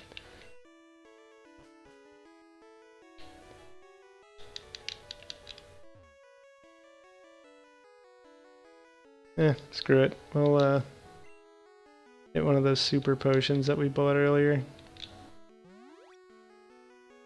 There we go. Got 2 trainers here.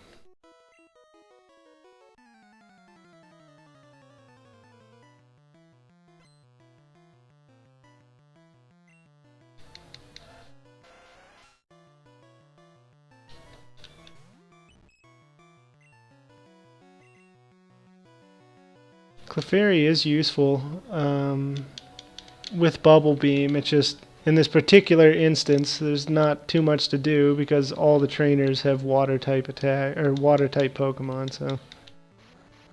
kind of a mismatch for the time being. But certainly once we get into Diglett Cave, for instance, and the cave after that, for some reason I can't remember what it's called. It'll be useful. Yeah, Clefairy's definitely going to be leveling up. In fact, Clefairy's going to be able to get so much experience, you might as well just start letting Nidoran soak up the experience, because Clefairy's going to be sort of on point, making it through the cave that requires Flash. I cannot remember the name of it right now. Let me look a few pages ahead, I can tell you the name. Rock Tunnel. That's creative.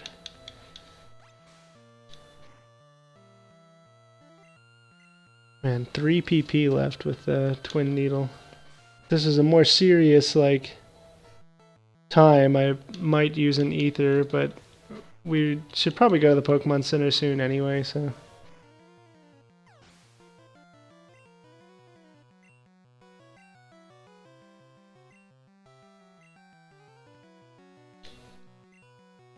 Same thing as before.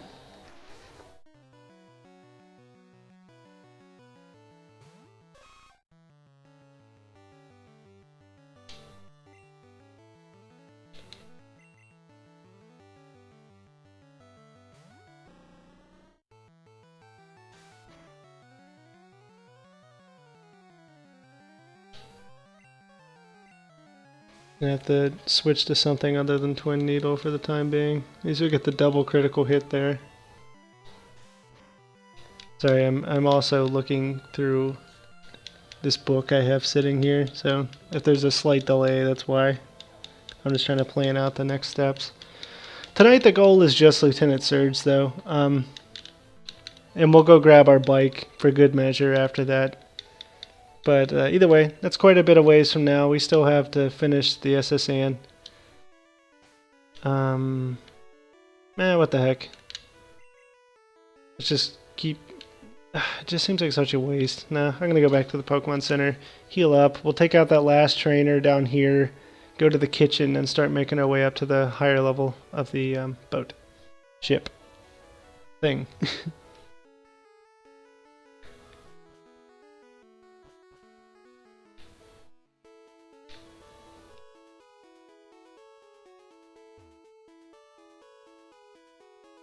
We'll have a rival battle on the second floor of the ship. I'm not exactly sure which ones he's going to have, but we should be able to take it on regardless.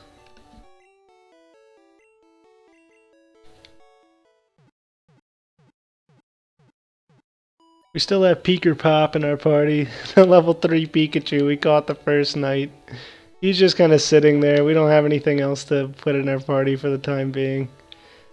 Actually, we can get the item finder, I think even right now, but you have to have 30 Pokemon in your Pokedex, and I haven't been catching anything that we aren't going to end up using, so we actually only have like 13 in our Pokedex right now, so we can't really get that item yet, plus it's not hugely important. Around this town there are a lot of trainers to battle. Over to the east, I think it's Route 11. There's a bunch of trainers over there with Psychic type Pokemon, so really that'd be a place for Beedrill. But Beedrill's already high enough level.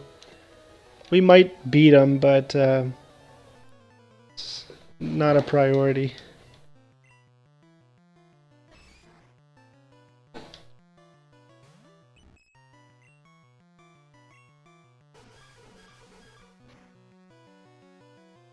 I was hoping that was just a regular hit. That way it would only take 2, but... Oh my... What is happening there? Alright. Oh yeah, we don't have Fairy type yet. We're dealing with normal attacks here. Our normal type Clefairy. Getting destroyed by some fighting type Machop. Karate Chop, however, I believe is just a normal type attack. For whatever reason, it seems like it should have been fighting, but I'm pretty sure it was put in this game as a normal attack.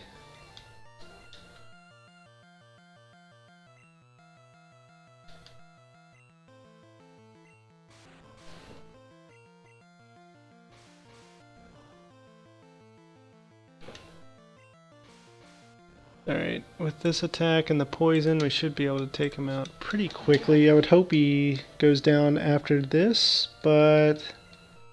I don't know, man. Getting so many critical hits. I think it's probably the best idea just to go heal again. It's just... uses so much time to make all these trips back to the Pokemon Center. But definitely before the rival fight, we're going to want to make sure we are as healed up as possible. Alright, it's time for Nidoran to start soaking up some experience.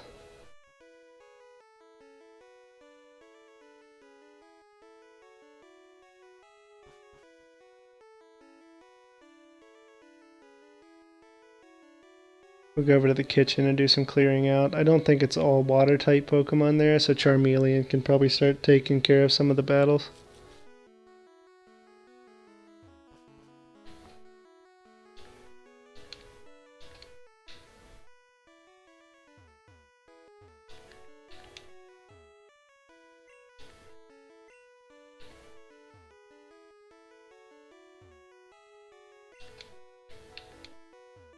There we go. I knew there was something in one of these trash cans.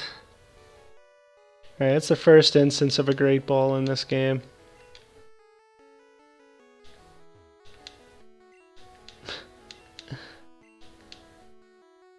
Like how they're speaking, I don't know what you call that, Franglish?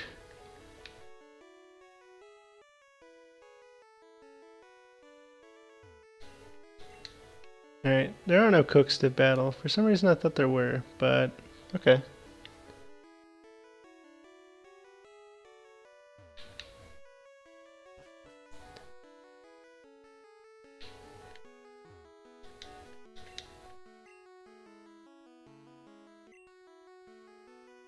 Okay, give me just a second. Alright, yeah, we'll go take on these trainers first. Some more sailors over here, which is not ideal just because Beedrill's kind of weak. But that's okay, we'll be alright.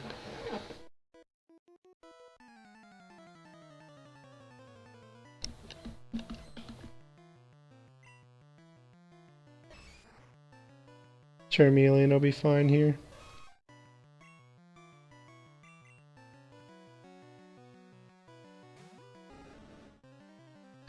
Can't get over it. Charmeleon looks like a cow or a bull or something. Like that looks like a horn. Yeah, it's definitely a bull. It looks like a horn and then like a cow's face to the like right of that.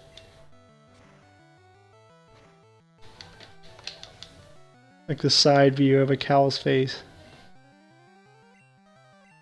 Alright, Tentacle. We will take that down with Beedrill, because it probably isn't going to be able to do enough damage to make any difference.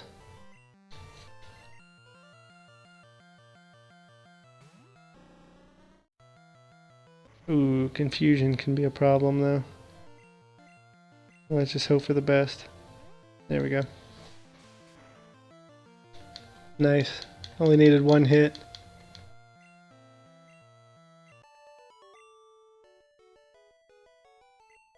There is an experience share item in this game. I think it just applies some experience to the second Pokemon in your party, but I know that in order to get it, you have to...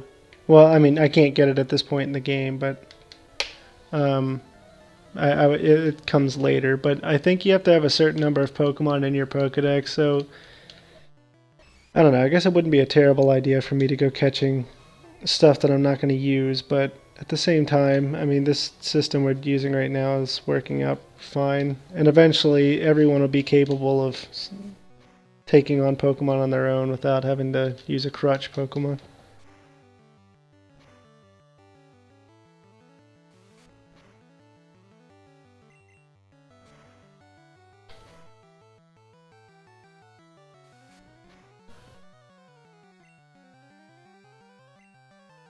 It'd be cool to make a team with Machamp on it. Although, that wouldn't really work. I don't have an easy way of trading with myself. Ooh, that actually could be problematic for one of my choices right now. I think it'll be fine. I'll find a way. I might have to just get on the N64 and do a trade that way.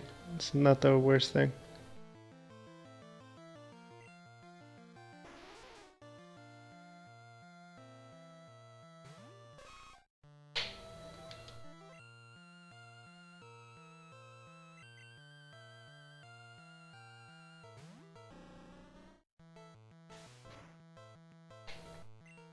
As one of our end game team members is Gengar. To evolve that, we'd have to trade Haunter. I could just use Haunter. To my knowledge, they can learn the same movesets, and there isn't a huge difference in the stats between the two. So I could just use Haunter instead of Gengar. We'll think about it.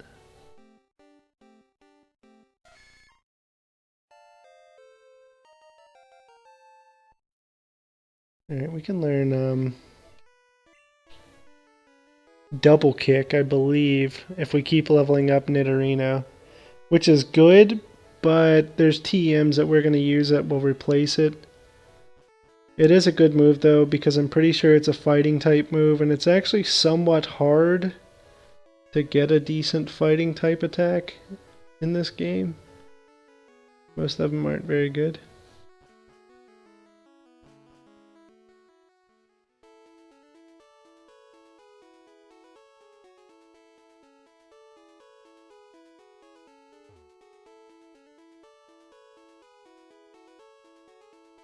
Welcome and hello to viewers, by the way. I know we have a few. I'm paying attention to the chat. You guys want to talk about anything? I'm here. Chat about Pokemon, give me some party suggestions. Provide your input on whether you think I should just use Haunter or try to finagle a way into getting a Gengar by trading around on the N64. I think my decision right now would just be to use Haunter, because I honestly am not sure that I have a means to get Haunter to Gengar right now. Yeah. 155 here. Getting pretty late, but we have a goal and we're gonna get to it.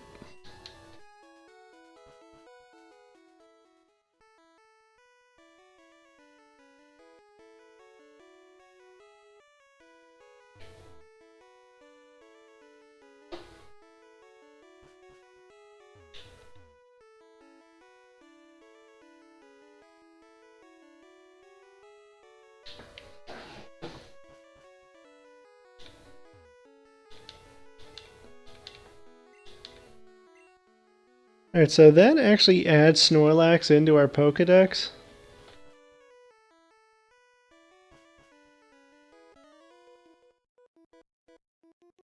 You end up having to wake them up with the Poke Flute. I'm not really sure entirely what the point is of that, just to let you know it's coming later, maybe?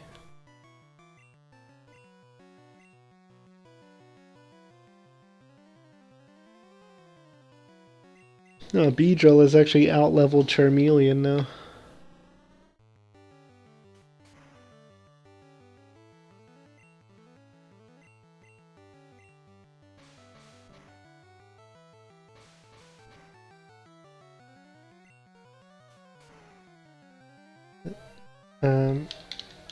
Peck being a flying type attack is actually hitting Beedrill pretty hard.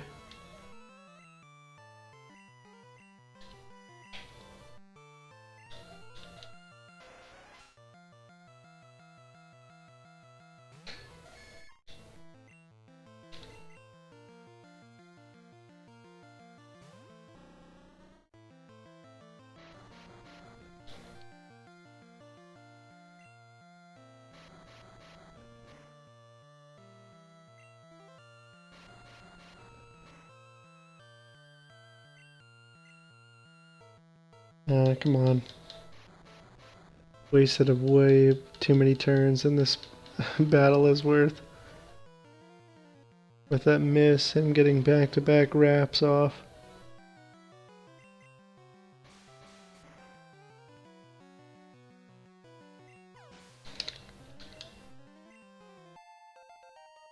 Good. Glad to see that King is getting some experience. Stick to the same strategy. Beedrill is getting kinda low. We'll probably use a potion on him.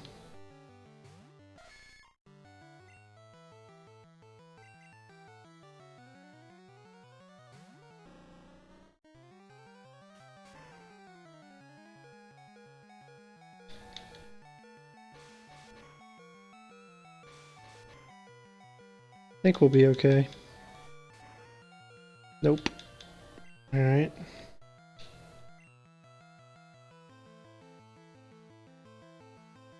That's alright, we'll finish it off with Clefairy then. We're gonna have to go back to